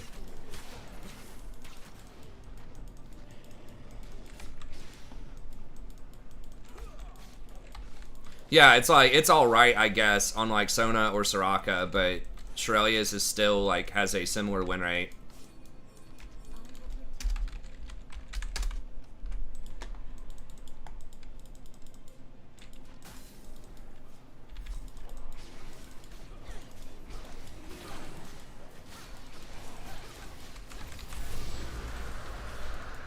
first the light approaches. Moonstone Teemo support. I thought it was kind of interesting how some DPS could go Moonstone, but in general, Moonstone is bad design. It's not interactive at all. It just is just passive power, invisible power. Rally to me. Versus Locket has an active. Shurelya's has an active. Your team has destroyed. They made Shurelya's and Locket mythics too, so you can't get both of those anymore. I don't know. I just feels like, wow, what? Your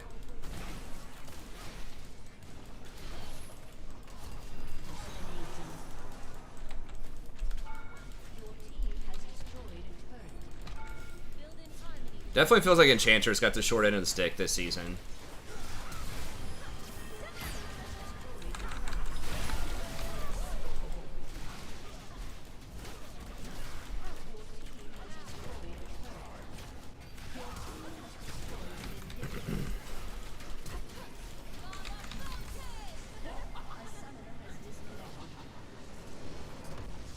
Victory.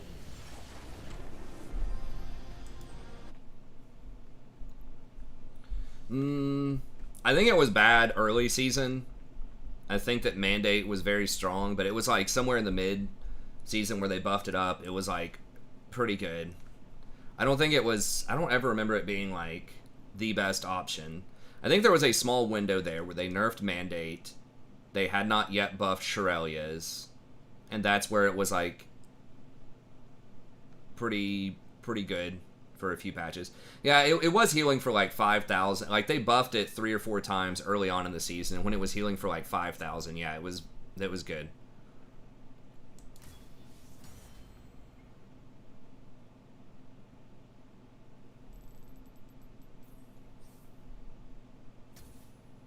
Maybe I'll D-rank to your peak. These guys are so mad. Wasn't even really Seraphine's... I mean, sort of.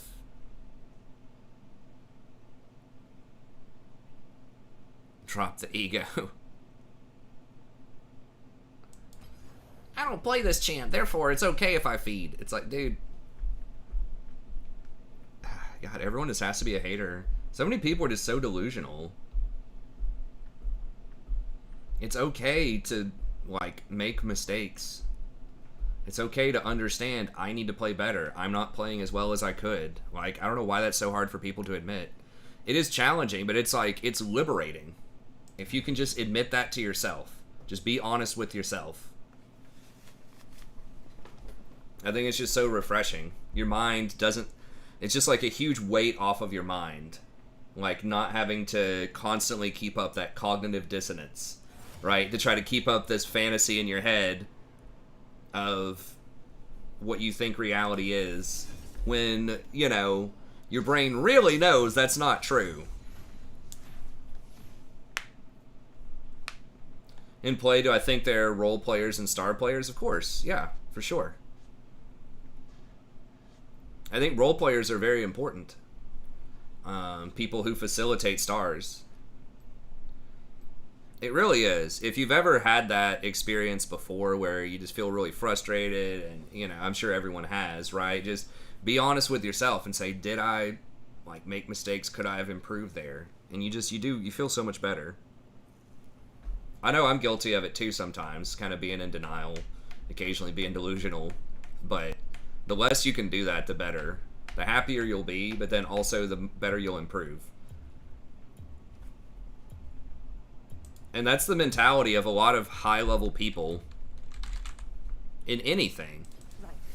Whether it's sports or any other kind of profession, you know, really high-end people always strive to improve. And I think they strive to be honest with themselves. Yes, they have egos sometimes, but the vast majority of them always think there's stuff they can improve on, and they're always working, and usually they're hard on themselves. They're never satisfied. You think like Michael Jordan, Kobe Bryant. You know, there are a lot of people out there like that. What do you mean about esports? Role player? Yeah, in esports, yes. Right? Like, you've got Faker, historically, stuff like that, and people surround them with role players. I mean, it's kind of like in basketball. You don't want too many stars on the same team of the same type of star, right? Like, there's only one basketball, right? There's only a finite amount of gold in League of Legends in a game. You know what? We'll try Leona again. Oh, she's banned? Okay, we won't.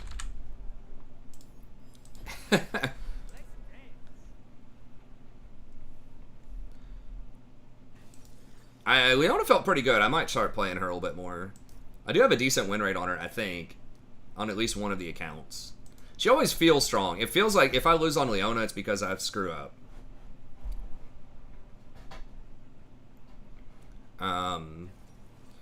But yeah, for sure. So, like, you have to pick who you're putting the gold on, right? You can't put all of the gold on, like, all 5 players, right? There's obviously support, which is undeniably a role player class.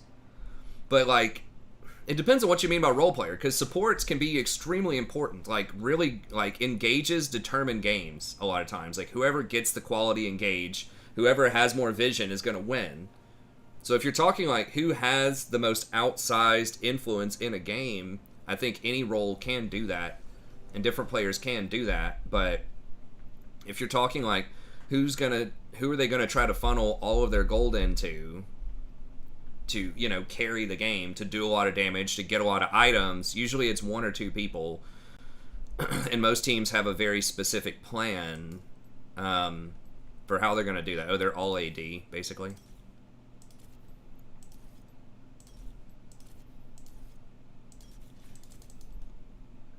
Most teams of, but I don't like that terminology because that makes it seem like a support has to get carried because they don't have a lot of gold. So like if you're saying, are there certain players that teams really want to like put a lot of gold on and try to get them kills and have the jungler camp for their lane and stuff like that? Yes. But I would say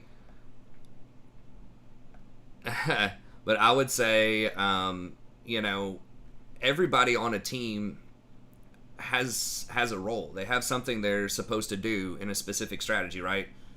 So like you might need to be like good on Ezreal bot lane and just survive a 1v2, and then your support plays Alistar or Leona and just roams around with your jungler and tries to camp middle. So you have to be able to do more with less.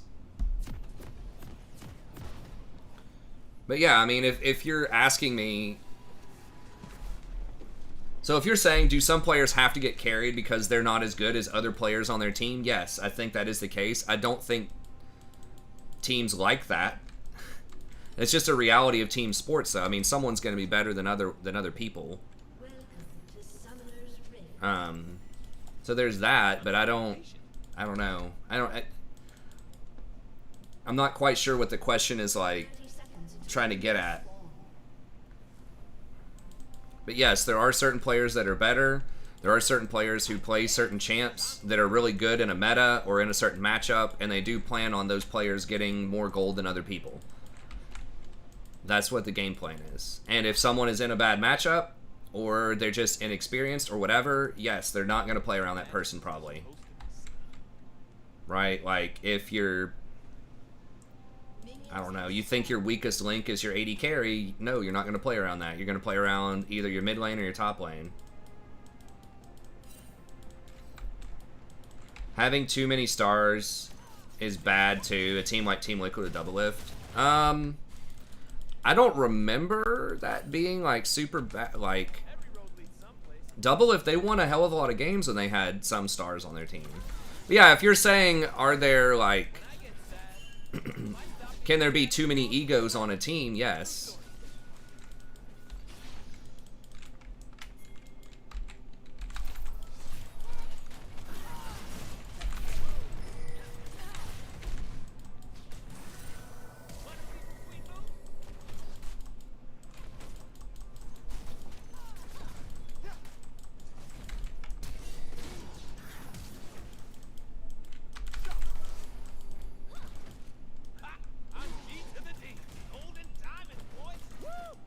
So yes, I do think that it is important to have people that are chill with not getting a lot of gold and not always being the focus of attention. There is a lot of value in that in a team. So like Smithy was a great example of that. And that's why, like, one of the reasons why he was so good on, you know, that sort of legendary Team Liquid team. Because Doublelift is a player, I mean, he's the best ADC of all time in North America, I believe. At least that's kind of common consensus historically. So yes, of course you want to feed him a lot of gold. So that means you're probably not going to be able to run as many carry junglers, right? And Smithy was good at playing that supportive style. It's the same thing with Dyrus, right? Way back in the day.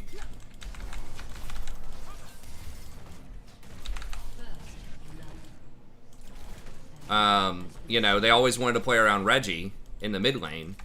And so you had the odd one who was playing these support...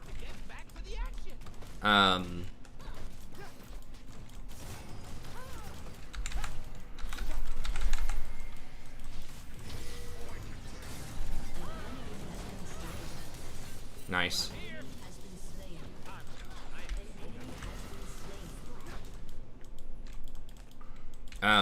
So yeah, like... That's what I'm saying. I'd think about it as gold distribution. That doesn't mean that Dyrus wasn't good, or that Smithy wasn't good, or that they had to carry those champions. Like, those people played low-income stuff to facilitate other lanes. Like, they were very good at doing a lot with a little.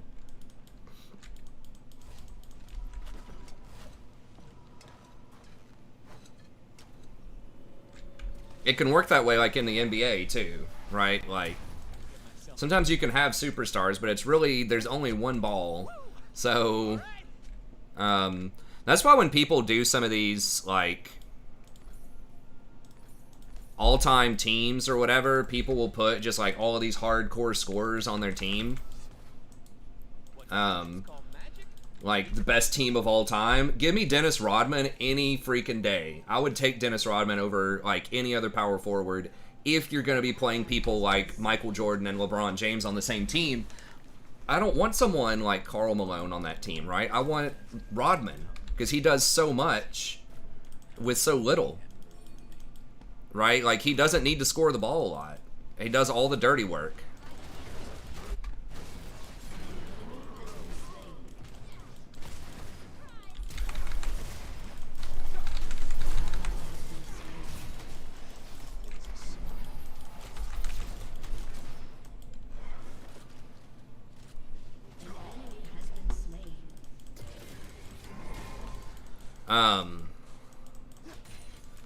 So yeah, I mean, that's part of what made the Bulls so good, was they had two, like, really hardcore scorers, right? But then they also had Dennis Rodman, who would do all the dirty work without the ball.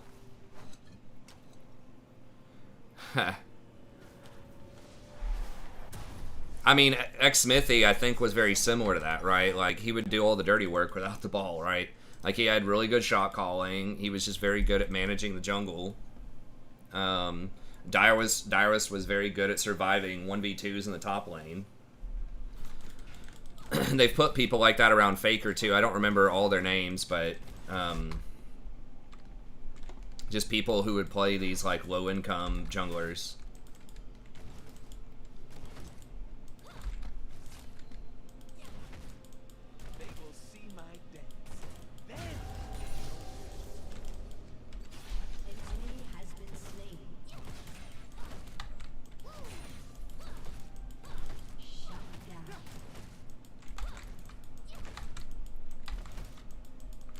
My all-time 5, I'd have to think if I was gonna do basketball. Yeah, let's go ahead and just, I don't know where the rest of them are. I think we can, I guess we don't know where Hecarim is. Could we not have killed him? They are a little bit of a higher level because we did roam. But obviously Jordan, I might take, Pippen, honestly. It's because he works so well with Jordan historically, and he doesn't, like, he can score points, but he doesn't have to, and he's a really good defender. LeBron. So Jordan and LeBron for sure, and then I think Rodman is almost a lock as power forward. I'm gonna take all they got. What are we doing? Let's just...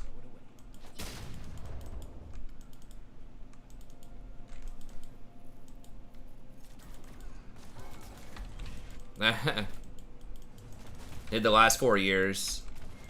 Use Faker to patch bot. Yeah.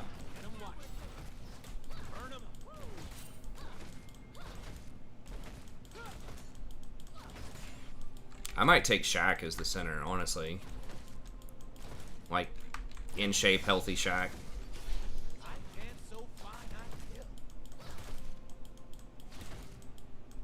Killing spree.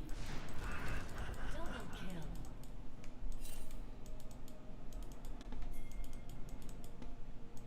I am a sonic lion.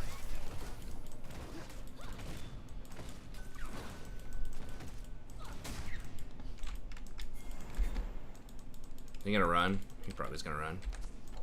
Alright. Yeah, I haven't really been following SKT too much. Just at Worlds. Well, they haven't been at World, but like the Korean scene in general.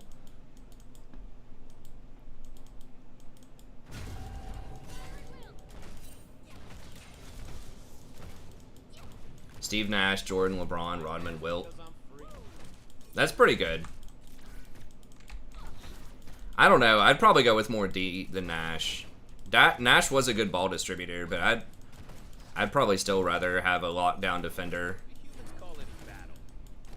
Like a Pippen or Kobe.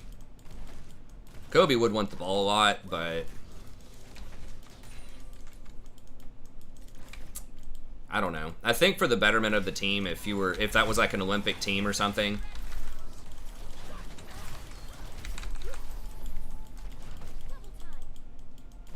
And Nautilus is really tanky, so it's hard to kill him. But I mean, Nash is a very good defender, or even like a Steph Curry maybe instead of that. Nash, just someone who can like. Oh my God.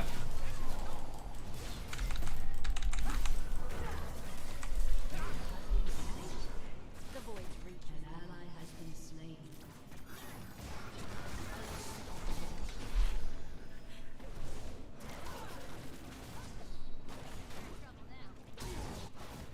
They ain't ready for Does he get her? bring it.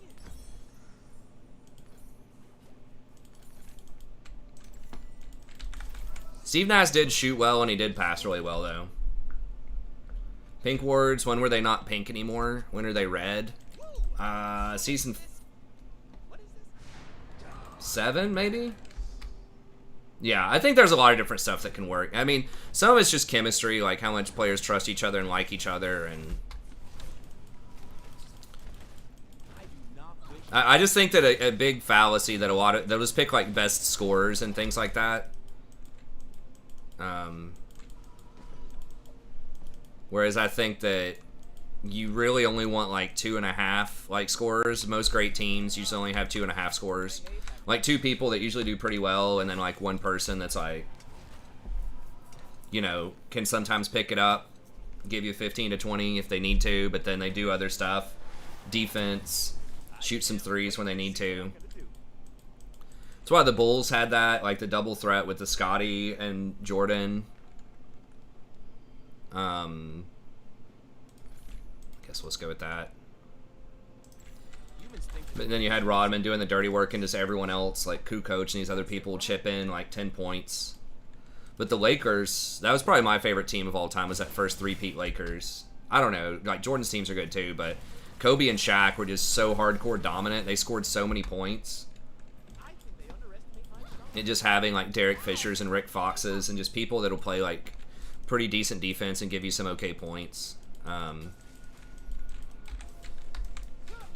That's kind of all you need there. Oh, Magic is another good one. Yeah, Magic would be a good one as well.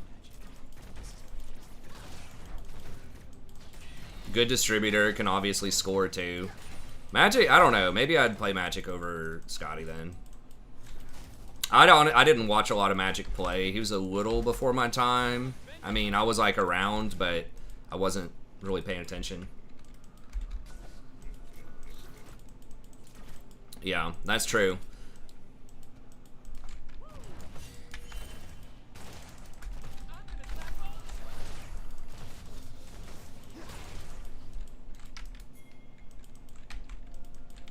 He's probably dead, but we get plates for it. Nocturne can probably cover middle. Okay, they're all going to rotate down here, but I think we get 2 plates.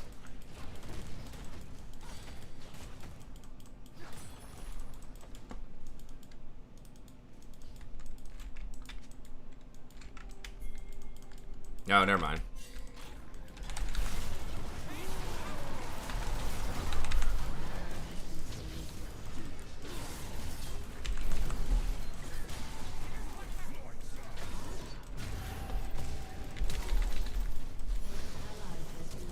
Wow, holy shit, do we have a team?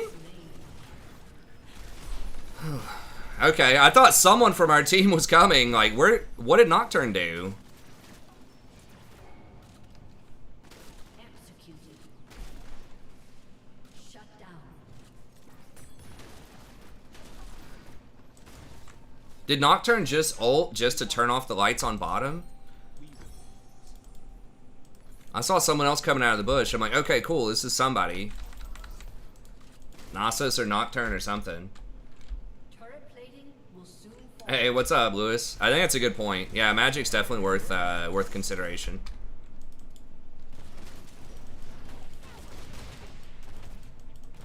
I don't remember how well he played D. I just wanted someone mostly who didn't have to score that could play D, but I think a passer would be good too. I do think Steph Curry,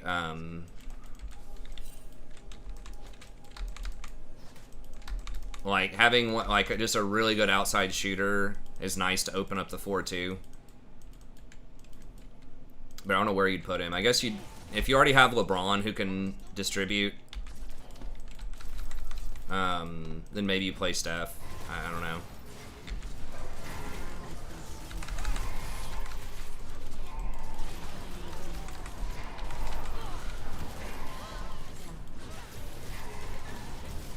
Is that Undead Scion? Yeah, it's Undead Scion. Why is he alive for so long? Holy shit.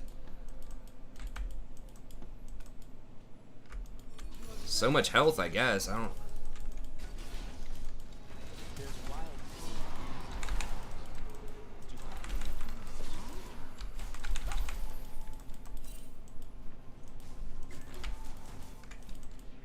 I need to get the Grievous wounds at some point. Yeah, I guess Isaiah. I don't know, man. Maybe I'm irrationally a hater of Isaiah just because of The Last Dance. D-Wade's all right. I like the Magic idea. Magic or Scotty. Scotty's kind of been a punk lately. But just as like from a pure player perspective, if we just like erase the last year or something of all the nonsense he's talked about, or I guess even the last couple of months. I don't need anything.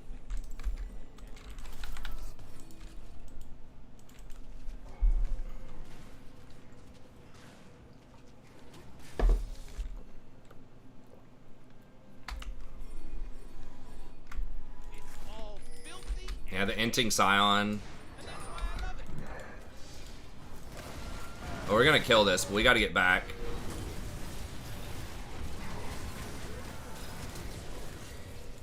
An enemy has been slain.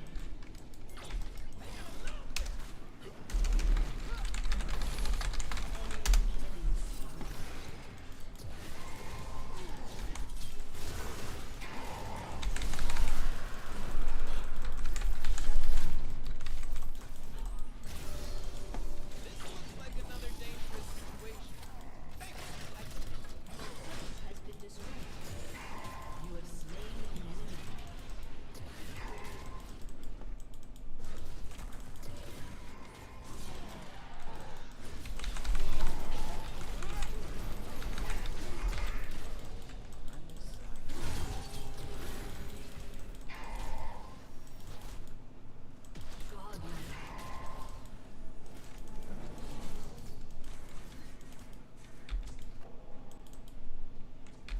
Humans plain fence us away.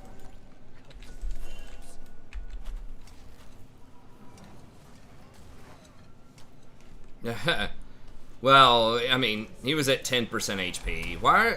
Dude, you know that's all warded. They're scared of darkness. They're scared of magic. They are scared of where I'm from. Yeah, I don't know, man. He's just lost his mind. He was so cool, too. I liked listening to him on ESPN and stuff, like some of his segments and stuff. He seemed so chill and, like, very measured in his words, and then he's just kind of lost it. I need my love to hurt.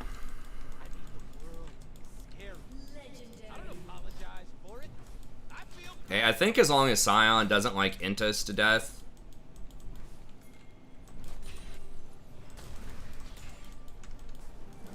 I think we should be good here.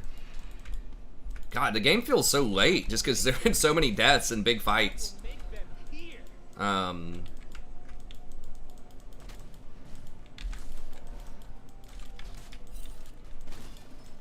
I gotta be, if Nautilus missiles me, I'm dead, so gotta respect it.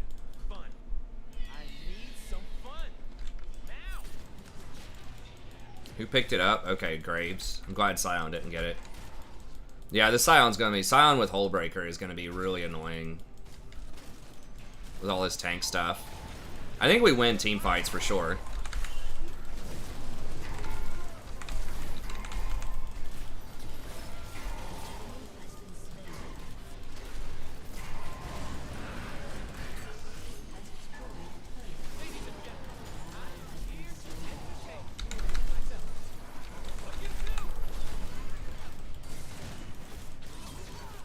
Oh my god, dude. It's Hecarim. Alright, let's roll out. We gotta stop this clown. I really fucking hate this style of play. Wild as magic.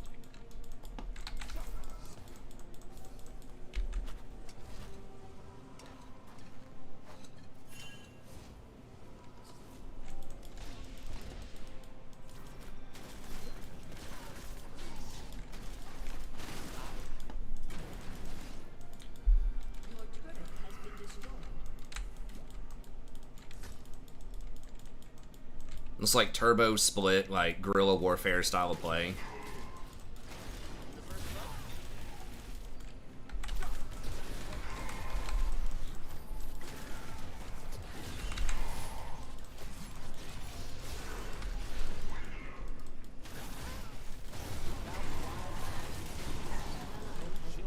No one's there, man.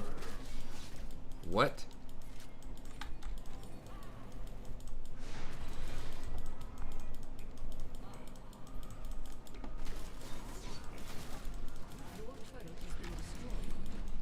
Scion's creating so much pressure right now.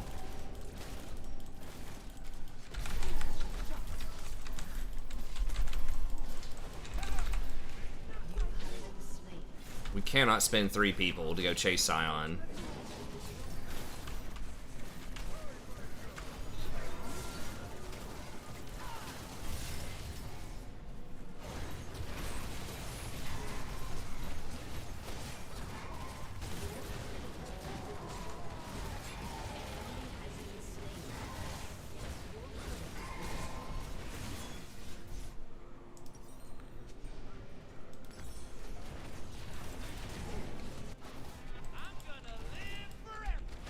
Now they're gonna get Baron.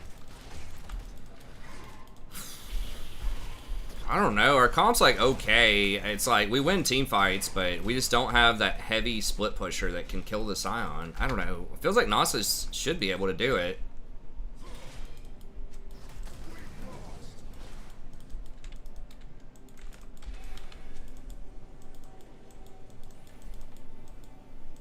Wow, they're not doing Baron? Okay.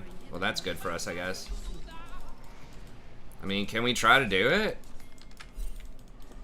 They're gonna be on Dragon. Can we just do Baron, like trade Baron? I don't know. Scion might just end the game, I guess. Okay, yeah, they're gonna. Fuck, they're gonna use that bottom. We don't have teleport.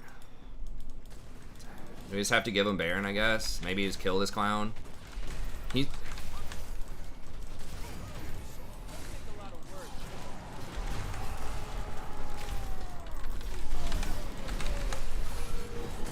Okay, there we go.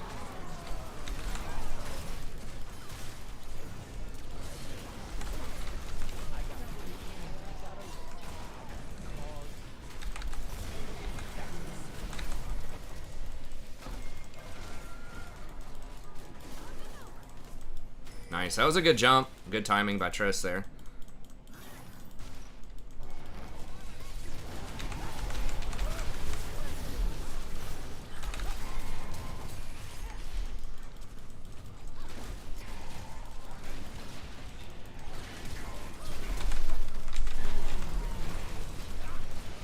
Jesus, he did so much damage to me.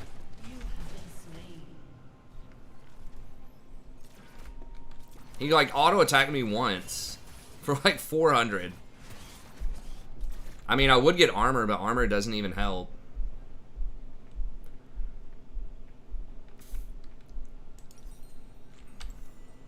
I mean, I guess they don't have that much healing, but I'm already kind of committed to getting this item now.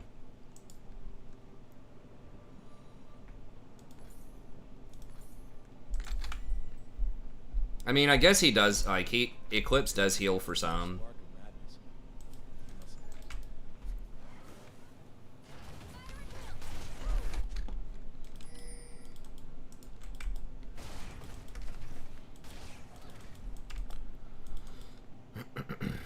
Our ADC is, like, light years ahead of their ADC, though. She probably completed that next item. No, she hasn't yet.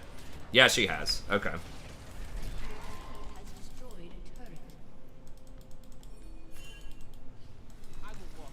Yeah? Can we... We're gonna get flanked, aren't we? Wait, what the fuck? Dude has to quit using that ult just for darkness when someone's dead. Like, it also feels like he's gonna come in and help. You know? I don't know, like... I feel like we could have killed Scion there. Maybe. How come your team's always up in kills losing? I don't know. I feel like we've had plenty of games where we're losing in kills too over the last few days. We've done all right tonight now though. Nocturne is 9-0.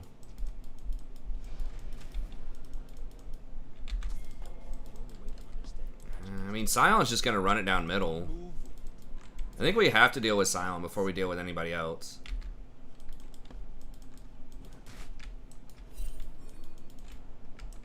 For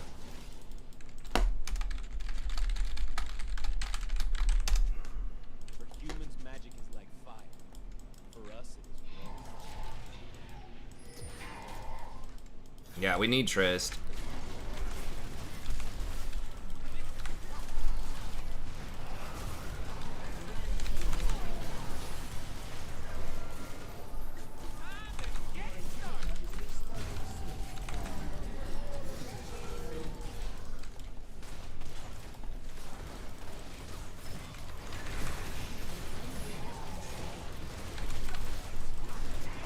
Holy shit. Wow, I thought he was going to go for the inhibitor. He went for her.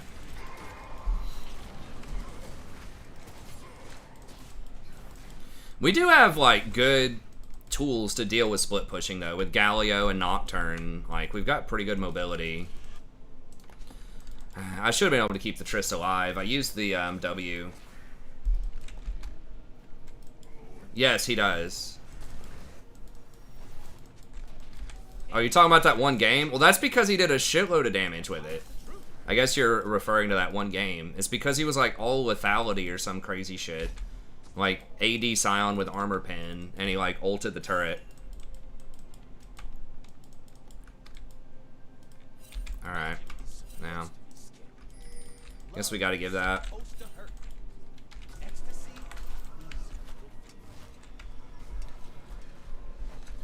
Yeah, Nocturne's really big right now. The Trist is like big, like, I think we win like normal fights if we have a clean fight.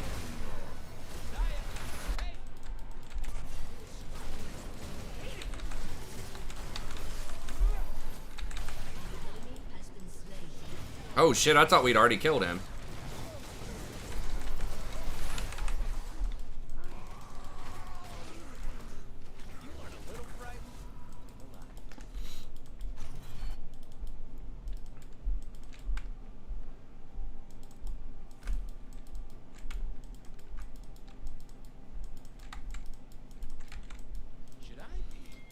So am I, on the huge factor.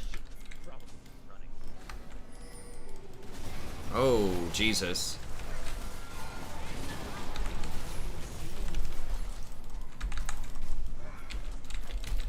What the fuck?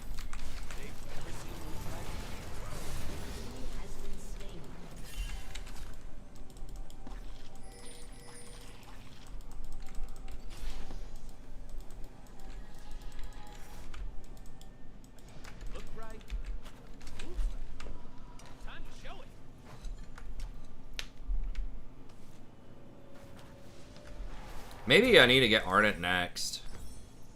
We do have a lot of auto attackers.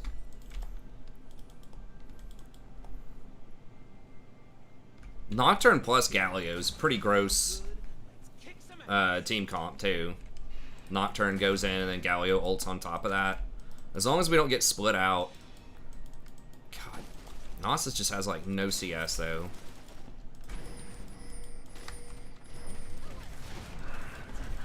Oh my gosh, dude, why though? We have no idea where anyone is. That was so bad. Alright, Scion's bottom. We gotta go match this clown.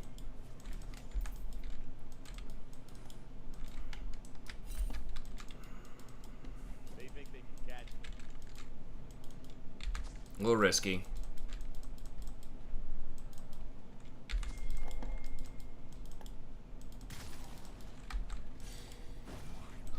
He's just gonna run. I mean, there's nothing else for us to do. They might just run it up the middle, though. We don't have any vision of the middle of the map.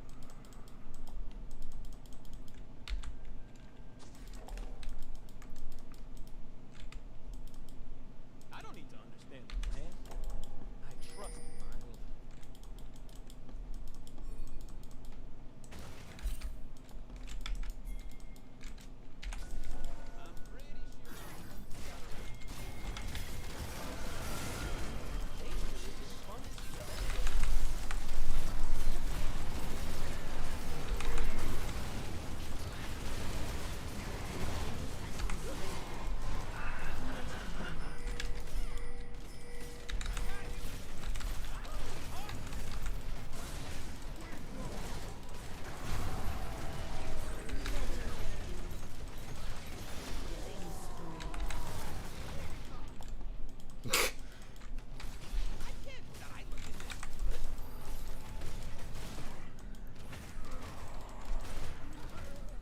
Okay, yeah, we should be able to get Baron off this.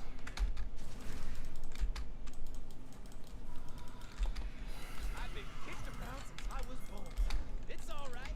It's okay. Zion's died like 8 times in a row without getting any more buildings or something, so we've done a good job of managing him so far.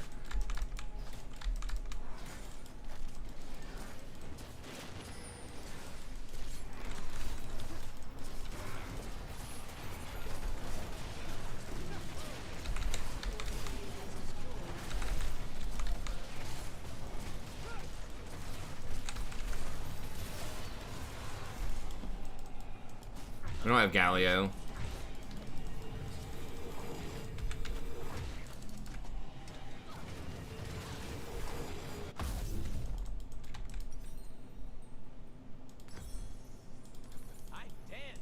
Maybe should have gone Ardent second, because they really don't have like that much healing. Although I've still reduced like 1,300 healing. So that's, I mean, that's pretty significant. Just everybody from all their runes and everything, grasp and all that crap. There's just so much healing. Dude, you cannot back, you cannot back, you cannot back, bro. What did you... I mean, I guess he got GA.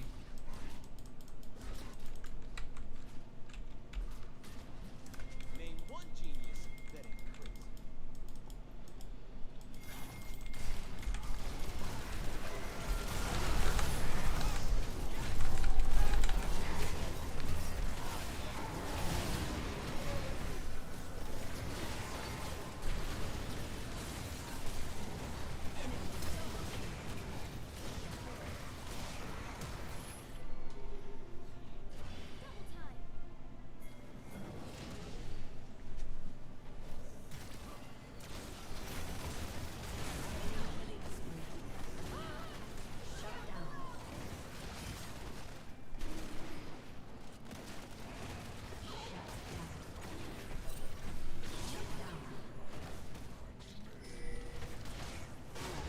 Oh, he stopped the auto!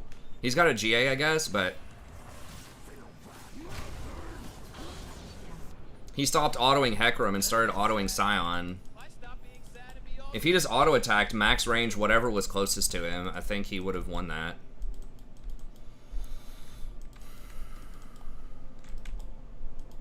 Well, now the Grievous Wounds is really going to be useful. Ha! I'm G to the D. Golden diamond, boy. Woo! Yeah, that was just really bad for Nocturne.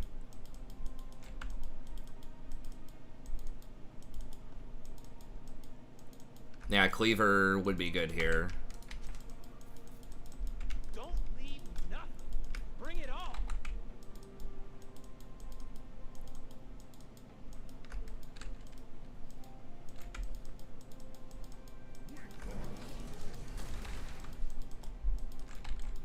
That Trist back, I mean, I don't know. GA is really important, but if Trist was there at the start of the fight, yeah, like, you know, Nocturne did get caught. I should have just let Nocturne go, because we just didn't have the firepower when I went in to try to help. We needed Trist there. But we'd pretty much lose the dragon at that point either way. I don't know. Trist needed to be there. I know GA is important, but, like, you just did not have the time for it. Because they could have just done dragon if we didn't try to contest it, and that's like for soul, you know? I'm here. We don't have Trist.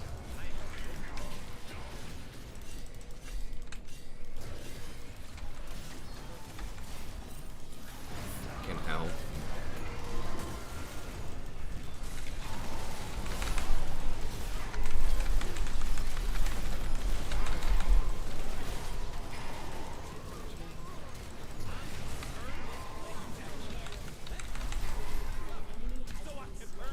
Wait, why did we flash? I don't know. Is that just a taunt flash? Jeez, I almost got blown up there. I got CC'd like right before I could E. I think we just went off of that though. Jeez, what a game. That was a good quality game. In terms of like, it was a lot of back and forth. Everybody vote yes. I'm sure that's happened before where people troll like that and everybody does vote yes.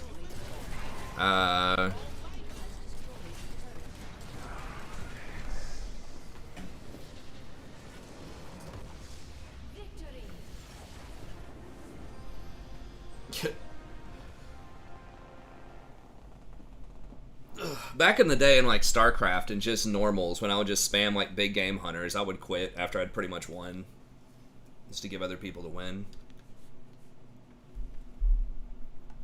Voted yes for the memes. Everyone on our team was like pretty good. Like there were definitely some mistakes that were made, but not like huge things. Like Nasus did int a couple of times. I made some questionable like follow-ups on some stuff, but everyone kept their cool and we got it done. So Trist actually said something that was tactically very useful. You know, that 1 in 30 games where the chat was actually good.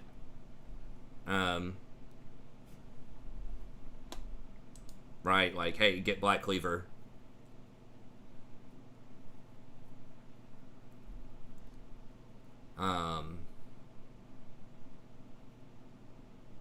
Yeah, our ADC, that was one where that was actually a massive ADC diff. And Triss is playing really well, and she was, like, very far ahead on items. So that's, we do get a good ADC every now and then.